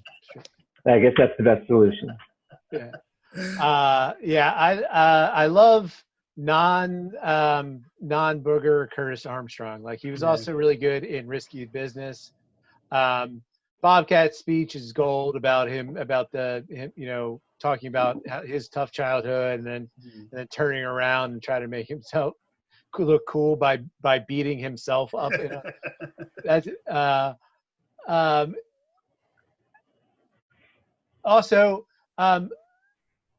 John Cusack has never heard Cassandra sing. Hoops has not heard Cassandra sing, but he is unbelievably guaranteeing that she's going to be great.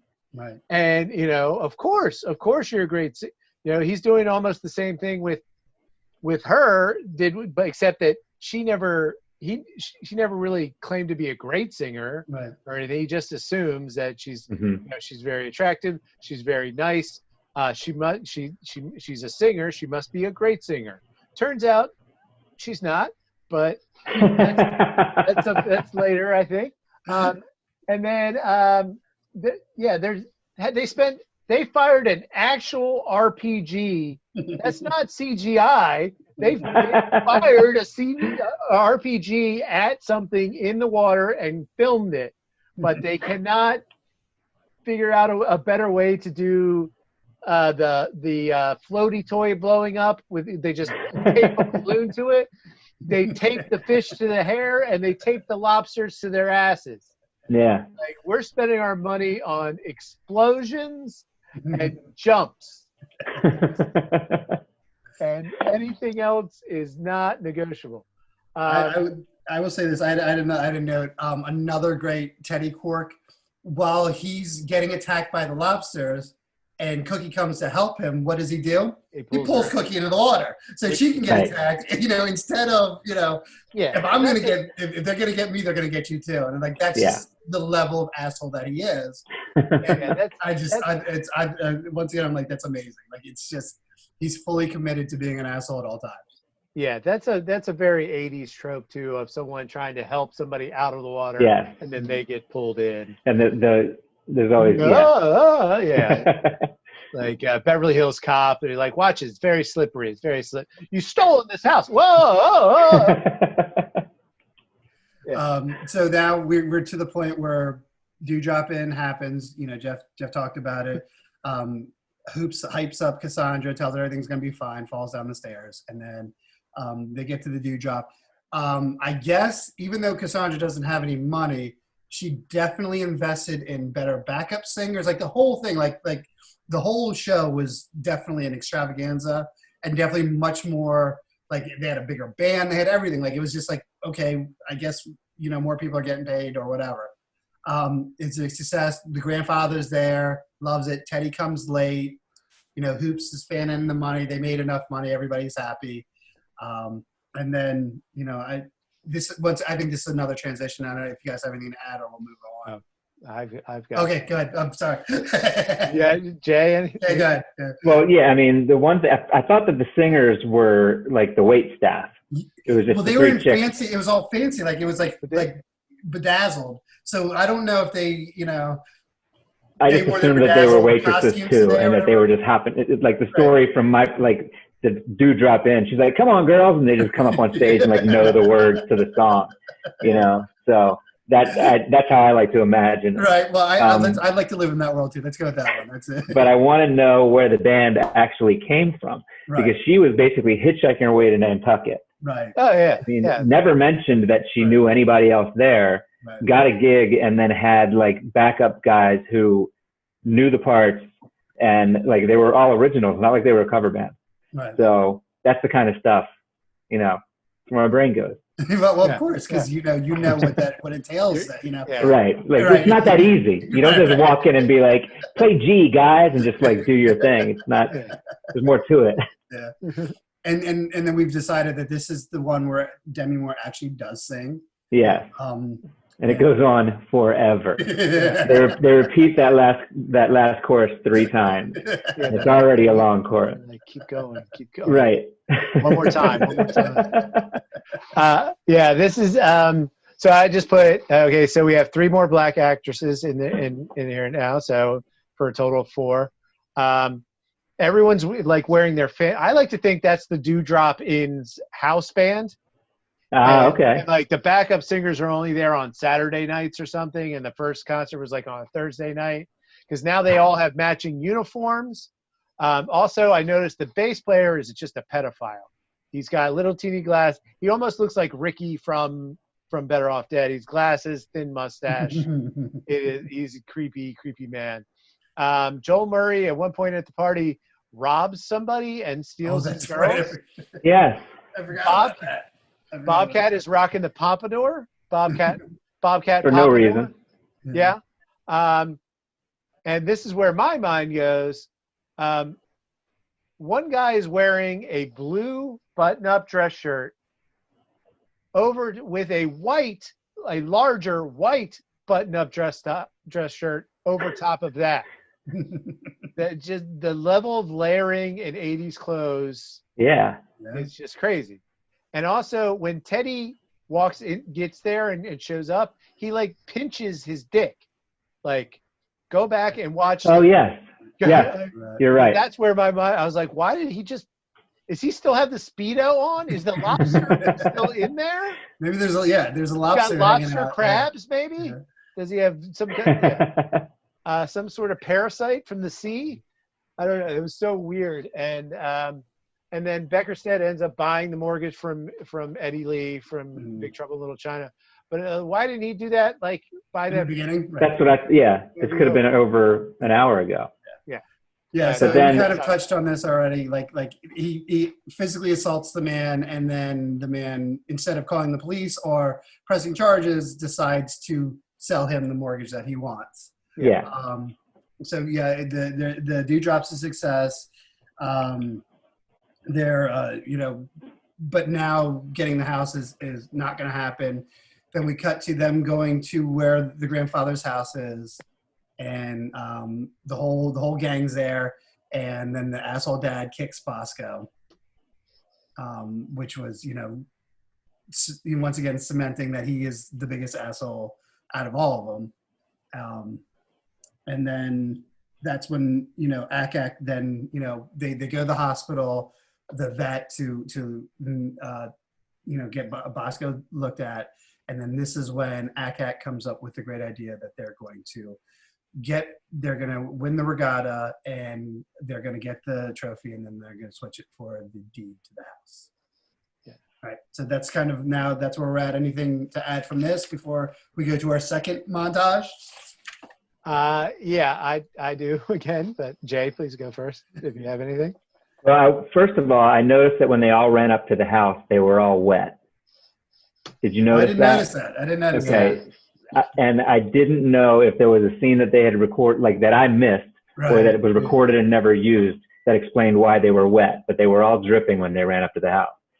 But the second thing, and I don't know if I should address this or not because it might be a spoiler, but Bosco got kicked. Isn't that like just a couple days before the regatta? Yeah. I mean, however long it takes to the montage. Like, I don't know what the montage is, like a week or a day or I don't know. I'm not sure. Okay. Well, I mean, it can't be spoiling too much by saying Bosco is pregnant. Right. And the guy kicked her when she had like 6 puppies in there. Right. Kicked a pregnant animal. Yeah, he kicked a pregnant animal. That shows you how much of a dick he really is. Well, didn't he? Yeah. I thought he kicked her pregnant. I thought, that's what happened. Oh, he's the father. His shoe is the father. Yeah, I mean, I just put you kick a fucking dog. I mean, they mercifully do not show it. Yeah, it's just a cut to and like, but then they cut to the vet, and a dog is another dog. Yeah. I was like, that had to cost money too. That's straight out of America's Got Talent or something. Yeah, it was so weird, and I mean, it's just one of those Savage Steve moments where it's just, I don't know why that's there, but I'm glad it was. Right. No one says a word about it. It just happens. Right. All his little, and I think that's a good point. All his little extras that he throws in there all work. Everything works.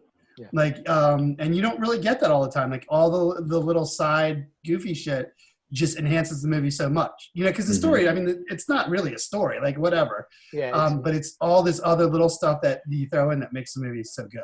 Yeah. I feel like Seth MacFarlane might have been a fan of Savage Steve Holland because Family Guy does that a lot, just so much C and D stories or just shit in the background that they don't even explain. And Adam McKay's the same way, like all those Will Ferrell movies. Yeah, it's all. Yeah, Adam McKay. We're from the DC area, so it's Adam McKay, who's from Chicago, is also an improviser. All right, so now second montage, love it. 2 montages, can't get enough montages. They're fixing the boat, and there's a couple things that I thought were really funny.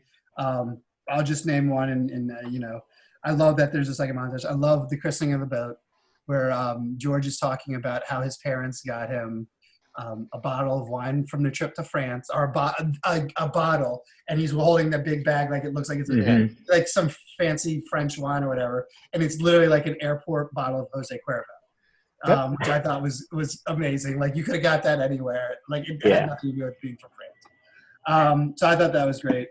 Jay, you got anything to add? When they christened the boat and they put a hole in it, was that the same hole that Bobcat was repairing poorly earlier in the scene? Yeah, probably. Because I felt like the 2 brothers looked at each other like they knew that they were guilty of that. Yeah. But I wasn't sure if I didn't go back to rewind and see if the part of the boat lined up. That's good. That's a good pull. I'm not sure. I think that you might be right on that one. The other thing is that just thinking about making those scenes as an actor who's getting paid and pampered, like doing scenes where you have to do all of like the manual labor shit, that just must suck as an actor. Like seriously, I have to sand this for 4 hours. This is bullshit. Yeah, and then I haven't sanded anything. And Savage Steve is like, "Oh, the boom was in that shot. We got to re-sand. Right. We have to sand it down and then repaint it because the boom was in the mic, or the boom mic was in the shot the whole time." Well, to be fair, Bobcat did ask if there was any other manual labor that he could do earlier. Yeah. True. Be careful what you wish for. He got what he wanted. Anything else, Jay? Before we go to Jeff. Nope. So this is basically the same ending as another great 80s movie, Summer Rental, where the vacationer is racing in a boat race against the local who always wins. They also have a building up a piece of shit old boat into a race worthy vessel. Does a fresh paint of coat and a fresh coat of paint and like fires on the side make a boat go faster? Well, not only that, it also cures dry rot, which that boat obviously had. Okay, no problem. So it's basically the boat is actually the shape of a boat, but just the paint part. That's the only thing that's doing the real work. They're paper macheing over top of what was once right. driftwood, I guess. Yeah. And then putting a fucking Ferrari engine in it. Right. Yeah, you jumped ahead, Jeff. Jeff, you're jumping ahead. I was afraid I was going to do that. Spoiler alert, they put a Ferrari in. They toast to the boat. Yeah. To the boat. I like that. So Jeff said it. So then we come to the next scene where, as Jay indicated, we're getting the hints that Teddy is abusive to Clay, the non-Bobcat twin. So, you know, they're in the garage. The gang's in the garage. Clay goes out because Teddy's dropping off his car, comes back with a bloody nose. He's sad and embarrassed, and Bobcat flips his shit and takes it out on Teddy's Ferrari, gets a chainsaw going, and then they run to the door and they close the garage door like there's a murder happening. Yeah. Yes. So he destroys the boat, and you know we're left there once again setting up scenes for later on in the movie. And then we cut to, you know, then they want Hoops to be the captain. They get him his captain's hat and all that shit. And he's like, I'm not going because I'm afraid of water. And then him and Cassandra's like, you just haven't had good experiences on water. They go out on a boat and presumably have sex. And then I had the question, what other fears can you fix through sex? Like, is this just like, is it like roller coasters? Like, I'm afraid of dogs, so somebody comes and fucks me in front of a dog, and then now I'm no longer afraid of dogs anymore. Is that how it works? Because that's amazing. No, I would be more afraid of dogs now because I mean, so what can we cure? What my most vulnerable? Like he knows they can smell fear, and if you got agoraphobia, you have to have sex outside in a park, and now you're no longer afraid of outside. Is that how it works? No. I mean, fear of snakes. That's a weird one. Right, Spiders. have sex with a snake. Oh wait, you have to have sex with your fear? I thought you had to have sex near your fear. Go fuck a snake. That's what they did. That's what I just want to did. fuck a snake, I guess. I think that's what. Yeah, that's the Lonely Island. Go fuck your snake. I just thought that was funny. Like cure. That's how it works. Yeah. You know what? I love the water. Yeah. I'm going to captain a boat today. Well, I mean, he was willing to do manual labor to get closer in with Cookie. So he's right, man. I mean, he did it all for the Nookie. And all right, so we're kind of at the home stretch now. We're at the regatta. Okay, can I talk about just the Bobcat protecting, you know, after his brother's been punched and he flips out. Right before that, I put the note. I was like, has this movie started to lose its weirdness? Because it's like trying to tie up plot points and everything. And that's when Clay comes in with the bloody nose. He's clearly, did he hit you? And then he pulls out a fucking chainsaw. I was like, nah, it's still fucking weird. Continue.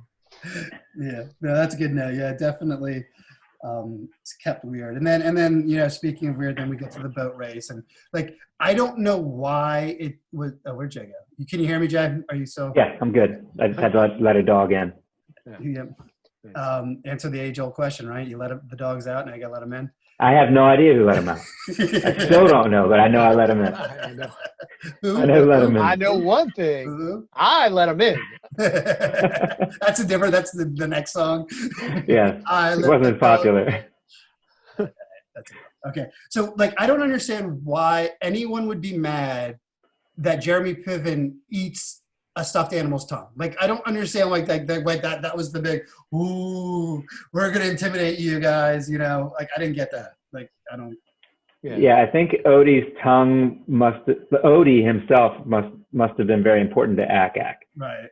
But we didn't know that. Yeah, right. They don't explore that part of his life. Maybe he's a furry or something, and they just kind of left that out. Right. Yeah. But have you ever? I mean, imagine eating a stuffed animal's tongue. Yeah. Like it's weird to even think. So there's no like. That was just an odd thing to do. Wipe your ass with it or something. But he got the shimmy shaking while he was doing it too, which I mean, maybe that helped it pass through. Yeah, gets it down. Very odd scene, I thought. Like, yeah. I mean, I thought them spitting on them while giving the finger was definitely like on par. Like that's them. Like that's definitely in character. Like yeah, it was fantastic. Yeah. It was exactly what you would hope from them when they pull it out. They didn't let you down. They did not let you down at all. Yeah. So and then we go from there, and then we start the race. Go ahead. I have more notes. So the Dancing in the Street by Martha and the Vandellas. Yeah. The choreographed dance is phenomenal. I will say this before you go on. The music in this movie, in general, minus Demi, it's good music. Like the music it's a good soundtrack. It's popular. Yeah. It's good. It's catchy. You can dance to it. I give it a 9.5. They had time to paint flames on the side of their boat and learn a choreographed dance routine. I had a stuffed Odie doll.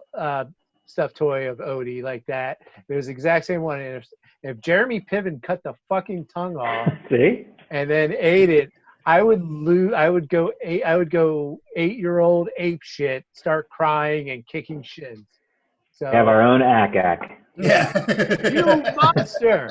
And also Jeremy Piven, there's a lot of convenient props too. Like somewhere Carrot Top got his start on this movie. Like, what? You need 2 bushes and a pith hat and Right. sunglasses? Here's scissors. Cut the fucking tongue off. Here's an Odie doll. Okay, I love Odie now. Here's scissors. Cut up the Odie guy. Oh my God, you monster! I think he was secretly the prop master on this. He might have been. All right, so now we get to the race. Was that your notes? Or you got more? Yeah. Okay. All right, so now we get to the race. I love. All right, so it's a 3-part race. You have your rowing out to a buoy, then you go from that to sailing to another buoy, then motor racing the rest of the way. So that's the regatta. Start off there, the rowing. I love that. Once again, on character, George convinces Bobcat to row faster because there's a wrestling match on. And Teddy likes the guy, or doesn't like the Mr. Congeniality, who is obviously Bobcat's favorite wrestler. So then he's just going apeshit. Going there. Did I say what you were going to say, Jeff? No, I was just wondering who he was. They had mentioned him a couple times, and I never caught it. Somebody Ramirez. I want to say Tito Ramirez was wrestling Mr. Congeniality. Yes. Yes. Okay. Yeah.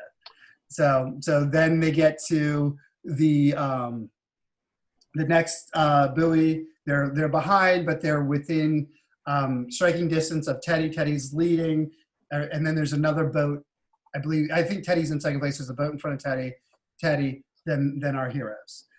So then the sailing's going. It still kind of stays the same. And as we were told earlier in the movie, the father is an asshole. The father knows how to shoot crossbow, and the father will do anything it takes to win. So he pops out, shoots the sail, mast goes down, and then they, so the heroes are not moving, and then they just go and they just attack pirate style the other boat. Which, I mean, if you can catch up to them to attack them, I don't know why you just didn't pass them, but I guess whatever. So they catch up to him. Guy falls in the water. So now we have kind of dueling situations going on. So before we go any further, go ahead. You guys have anything to add, or I should just go forward? Go ahead, Jeff. Jay. Yeah, Jay, you're always first. Because I don't want to steal your stuff. Yeah. Well, I got plenty. I'm sure. So when the dad pulls out the crossbow and shoots the hero's boat, right? Yes. Mm-hmm. That's okay with Teddy, right? Mm-hmm. And then when they go up and attack the boat next to him, that's okay with Teddy. But then the next thing that happens is when Teddy screams at his dad that you're not supposed to cheat. And the dad says the only way to win is to cheat. And I'm like, what's the line for Teddy? Like, I'm not sure. Like, we can cheat twice, Dad, but the third time is bullshit. Like, we're not, this is out of hand. So I didn't really understand that. So yeah, that was my only point about that part of the race scene. So I have a What's the Matter You sighting, Rocky and Bullwinkle, on the main sail. Did we already get to the point where he has to rethread the? We're there now. You can go. You can just go. You can tell. So Hoops, just like John Stockton in the '94 finals, just kept shooting out of the slump. He's 0 for 7. He's like, we got to do it. There's 5 other people on this boat who have just as much chance, if not more, to make this shot. But I got the ball now, and I ain't passing. I'm a shooter. My name's Hoops. Makes it. Yeah, we almost had, or we haven't. I guess I'm getting ahead of myself. Then You can get it's all kind of blurs up. It's yeah. fine. Yeah. So Demi Moore is not on the boat. I guess she yeah. actually didn't want to be on a boat and got out of that. We almost had our third fatality, but Booger comes and saved the day. I was thinking maybe the Coast Guard would be a nice little compromise for Reno's father. Also, they're filming that movie Foam 2, which was like a takeoff on Jaws. This time it's personal. Right. And the dolphin with rabies. Yeah. Giant dolphin with rabies is the runner throughout. And then the dolphin when Teddy throws his dad off the boat or something. No, they bump. The dolphin bumps the boat. It falls and then the dolphin with rabies it actually had rabies, and they have a shot from inside the mouth, just like in Jaws, eats him, and then it's so clearly like just fake legs sticking out of like they don't even like they're just all cockeyed. Yeah, they're like pointing opposite directions, and they weren't even trying. Yeah. Well, that's all I have. My note on that was okay. So you had the official at the next buoy to make sure that they use their engines at the proper time. They can't see any of this shit going on. Like, they can't see a man with a crossbow. Right. They can't see a boat, pirate style, another boat. A man fall in the water, like, completely oblivious to all this. But they definitely are going to make sure that you're right. You're on that. You're using your engine at the right time. Like, I was like, what is going on here? What the hell kind of regatta is this? And did we mention Aki? Did we mention Akak saving the day? Yeah. Akak, hopped in the water, and and then he was a hero. So. And now we're kind of at the final scene. I guess they were Australian. I feel like they were Australian. I don't know if they actually said. Was that New Zealand? The New Zealand team they call them. Yeah. That was in the closed caption. Okay. So the New Zealand team is out. One of the guys gets bumped in the head when they take the hook and whatever, and Akak saves them, and so they're done. So now it's just the bad guys, minus the father, against the good guys with now the sail that's working. Teddy's boat gets to the buoy first. They go their engine. They're all high-fiving. They think it's won. And then the heroes get there, and go ahead because I know you wanted to say it. Go ahead. And so they blow the hatch, and they have the Ferrari engine inside. Heroes win. They go past. And anything you guys want to add to this, or is that pretty much at the end? I just had there originally I read the personalized license plate as Cool Later, and then I realized it was at this point I had realized it's See You Later, which makes more sense. I would agree. And I also said that engine's not that impressed. They got that out of a Ferrari because they have the first fake engine, which is like a weed whacker turned upside down or something. And I was like, that's not a very impressive engine. I was like, oh, they have the breakaway, a la the cake float in Animal House. So that's all I had on that. Jay? I like when Jeff admits when he realizes something halfway through the movie. I think that's humble, and I like it.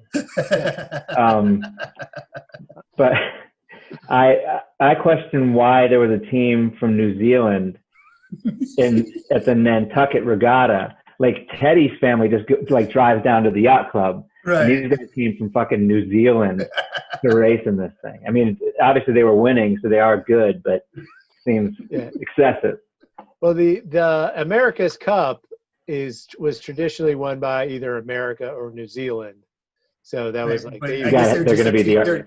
They're tuning up. They're like, we'll go to Nantucket and go do the local regatta. Or they like Savage Steve ran into a New Zealand yachting club at wherever they're filming, and it's like, you want to be I'm making a movie, and we can totally make the ending a race, and you can be in it.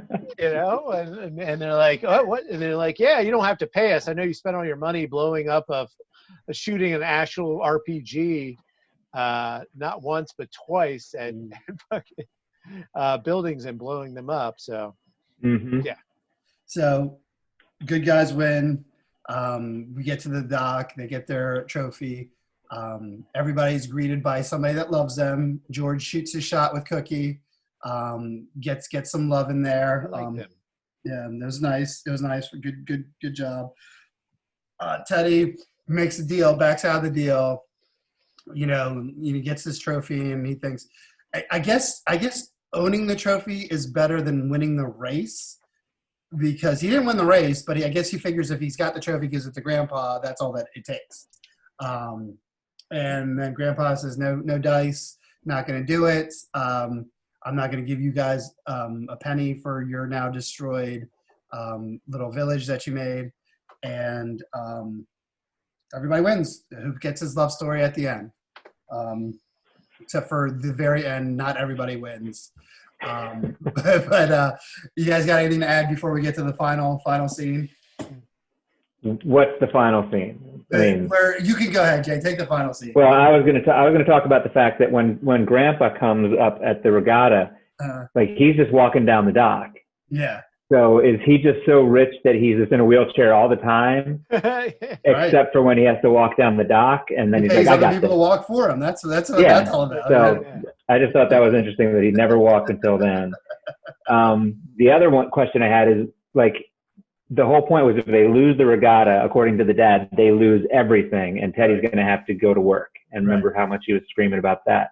So is that what happened? Because they lost, and the grandpa said, I'm not investing in Beckerstead or whatever it's called. Well, I think the grandfather realized that his son and his grandson are complete assholes, and like I guess he's always been like the good one or whatever, and maybe because Hoops won the regatta that he obviously cherishes the regatta, but I think it was more so you guys are assholes. I'm not gonna you did everything, took every shortcut to get here. I'm not gonna support that. Right. Yeah. So they're ruined for good, which is great. Well, we'll see. There was never a part 2, the crazier side. Not yet. I would watch it. Goddamn right. They could do all the same jokes again, and I would still be like, it's amazing. Yeah, it's got to be a trilogy, a Savage Steve, John Cusack trilogy. That the 35 years summer and then the craziest summer. Yeah. So what I had is Bosco has her puppies. And the puppies have cones on their head. Love it. Yeah. Is that because they were kicked in utero? It's genetic. They came out with... It's a genetic condition, Jeff. You don't know anything about dogs, obviously. I clearly don't. No. I know you shouldn't kick them when they're pregnant. I know that much. You kicked them pregnant. Or when they're not pregnant. Or when they're not pregnant. Anytime. No. As a dog owner, yeah. You probably shouldn't be kicking anything, really. I would. So and like the old. As far as the grandfather walking on the dock, I have a feeling like the actor just made that fucking choice. Like he's like, you goddamn rickety on this fucking dock. You might be right. Yeah. I'll just stand up. Nobody's gonna watch this piece of shit anyway. and then he's like, this little lady has quite a voice. I'm like, no, she doesn't. No, she does not. She does not.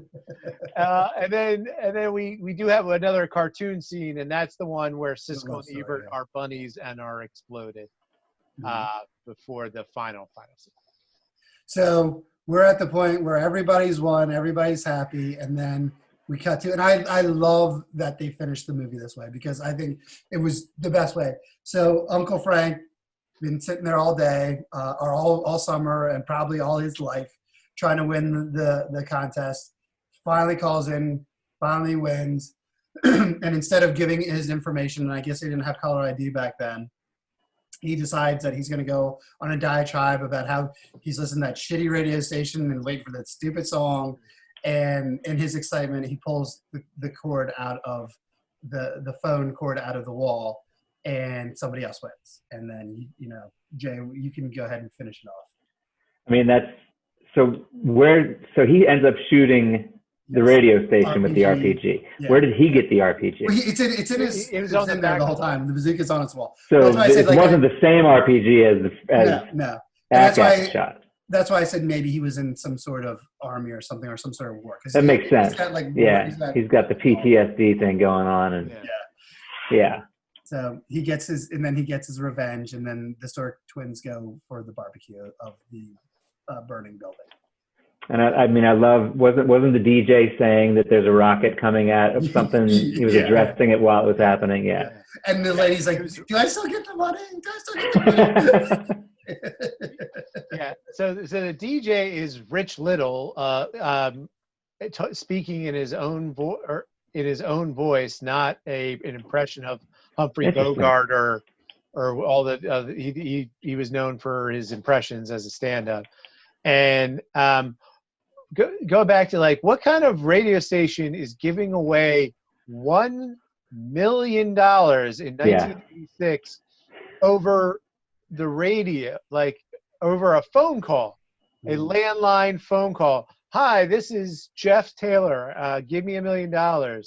And then are they checking IDs? Drive down to the studio and pick up the check. Drive down and pick it up, baby. That's how radio contests work. He lives right next to the station, obviously. At least within one RPG away, range. One RPG. Yeah. One or less RPG range.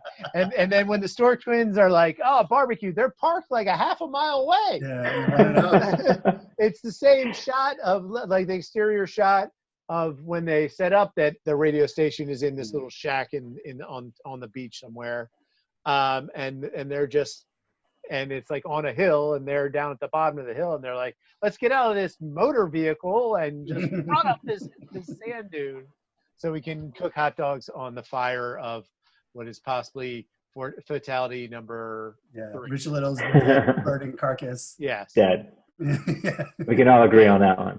Yeah. Yeah, that kid's still hanging on the fucking pipe. He's fine.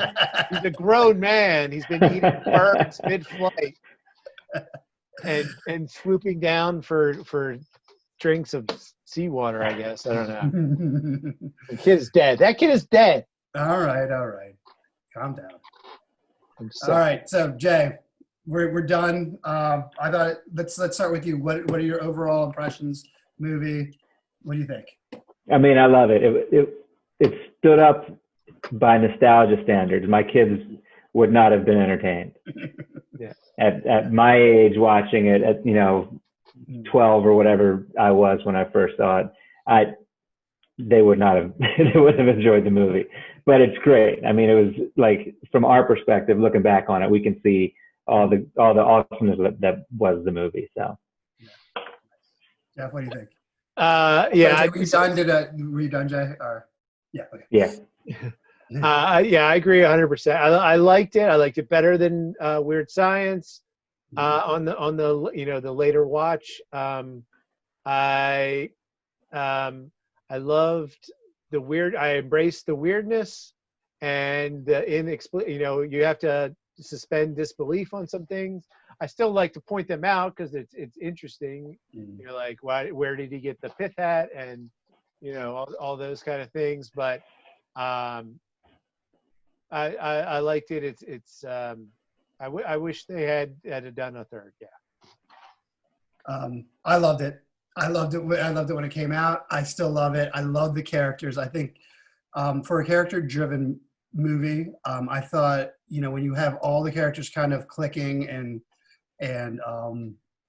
they're in their lanes and they're definitely true to who they are throughout the whole movie. I thought it was really, really well done. Obviously the story is the story. The story is fine. I love the quirkiness of it. I do love the animation in it. So I would definitely I agree with Jay though. I don't know if my kids would love it like I do. But I thought it was really well done, and I thought it held up. And I agree with Jeff that it definitely, when I watched Weird Science, it was not as good as I remember. And this one, I still feel good after watching. This was a good movie. Interesting. I just watched Weird Science a few months ago, and I loved that movie when I was a kid. but there were definitely scenes that I didn't hit me the right way. Right. And it was I liked it a lot less now than I thought I would. Right. And I think we kind of discussed this last time. Like this movie, me and Jeff actually discussed this before we did it. There's not a lot of that. There's not a lot of racism in it. Like very little. Not a lot of homophobia and all that kind of stuff. It stands up because it was just kind of true to who it was, and they didn't go to cheap shit to make the bullies seem like more bullies. They didn't call people fags or whatever like they did right. at times. They were just jerks because they were jerks, and they did mean things to people. And I thought that was good. I thought that kind of helped it hold its value. Yeah, the antagonist definitely had dimension in this, with especially the grandfather, father, son dynamic, because they're all, well, the grandfather is we suspect that he's evil, but it turns out he's a pretty nice guy. The father is pure evil from Jump Street to N. And the son is a dick, a spoiled asshole, but he's also so quirky and like weird. It's somewhat endearing. So I liked it. Was like you said, it's a character driven piece, even though it may look like it's just a bunch of cheap jokes strung together for an hour and 34 minutes. And it gave us the Godzilla scene, so it can't be bad. Yeah. It can't be bad. It's really what the real people give the people what they want to see. Anyway, I think that about does it. Jay, thanks a lot. You were great. Definitely do it again soon if you want to do it. I'd love to. Yeah, for sure. So, all right. Thanks again, Jay. Thanks, John, for hosting, and it was fun to sit back and be the not be the co-pilot this time. Yeah. So it was interesting. I don't know if we'll do it again. We'll see. I think we'll play it by ear. I mean, we'll do the podcast. We just may not have John be the driver. Yeah. Oh yeah, that's definitely happening. That's definitely happening. Yeah. I'll drive again one day. I'll captain. All right. Thanks everybody for watching. And this has been talking about the ADDs movies. Nice.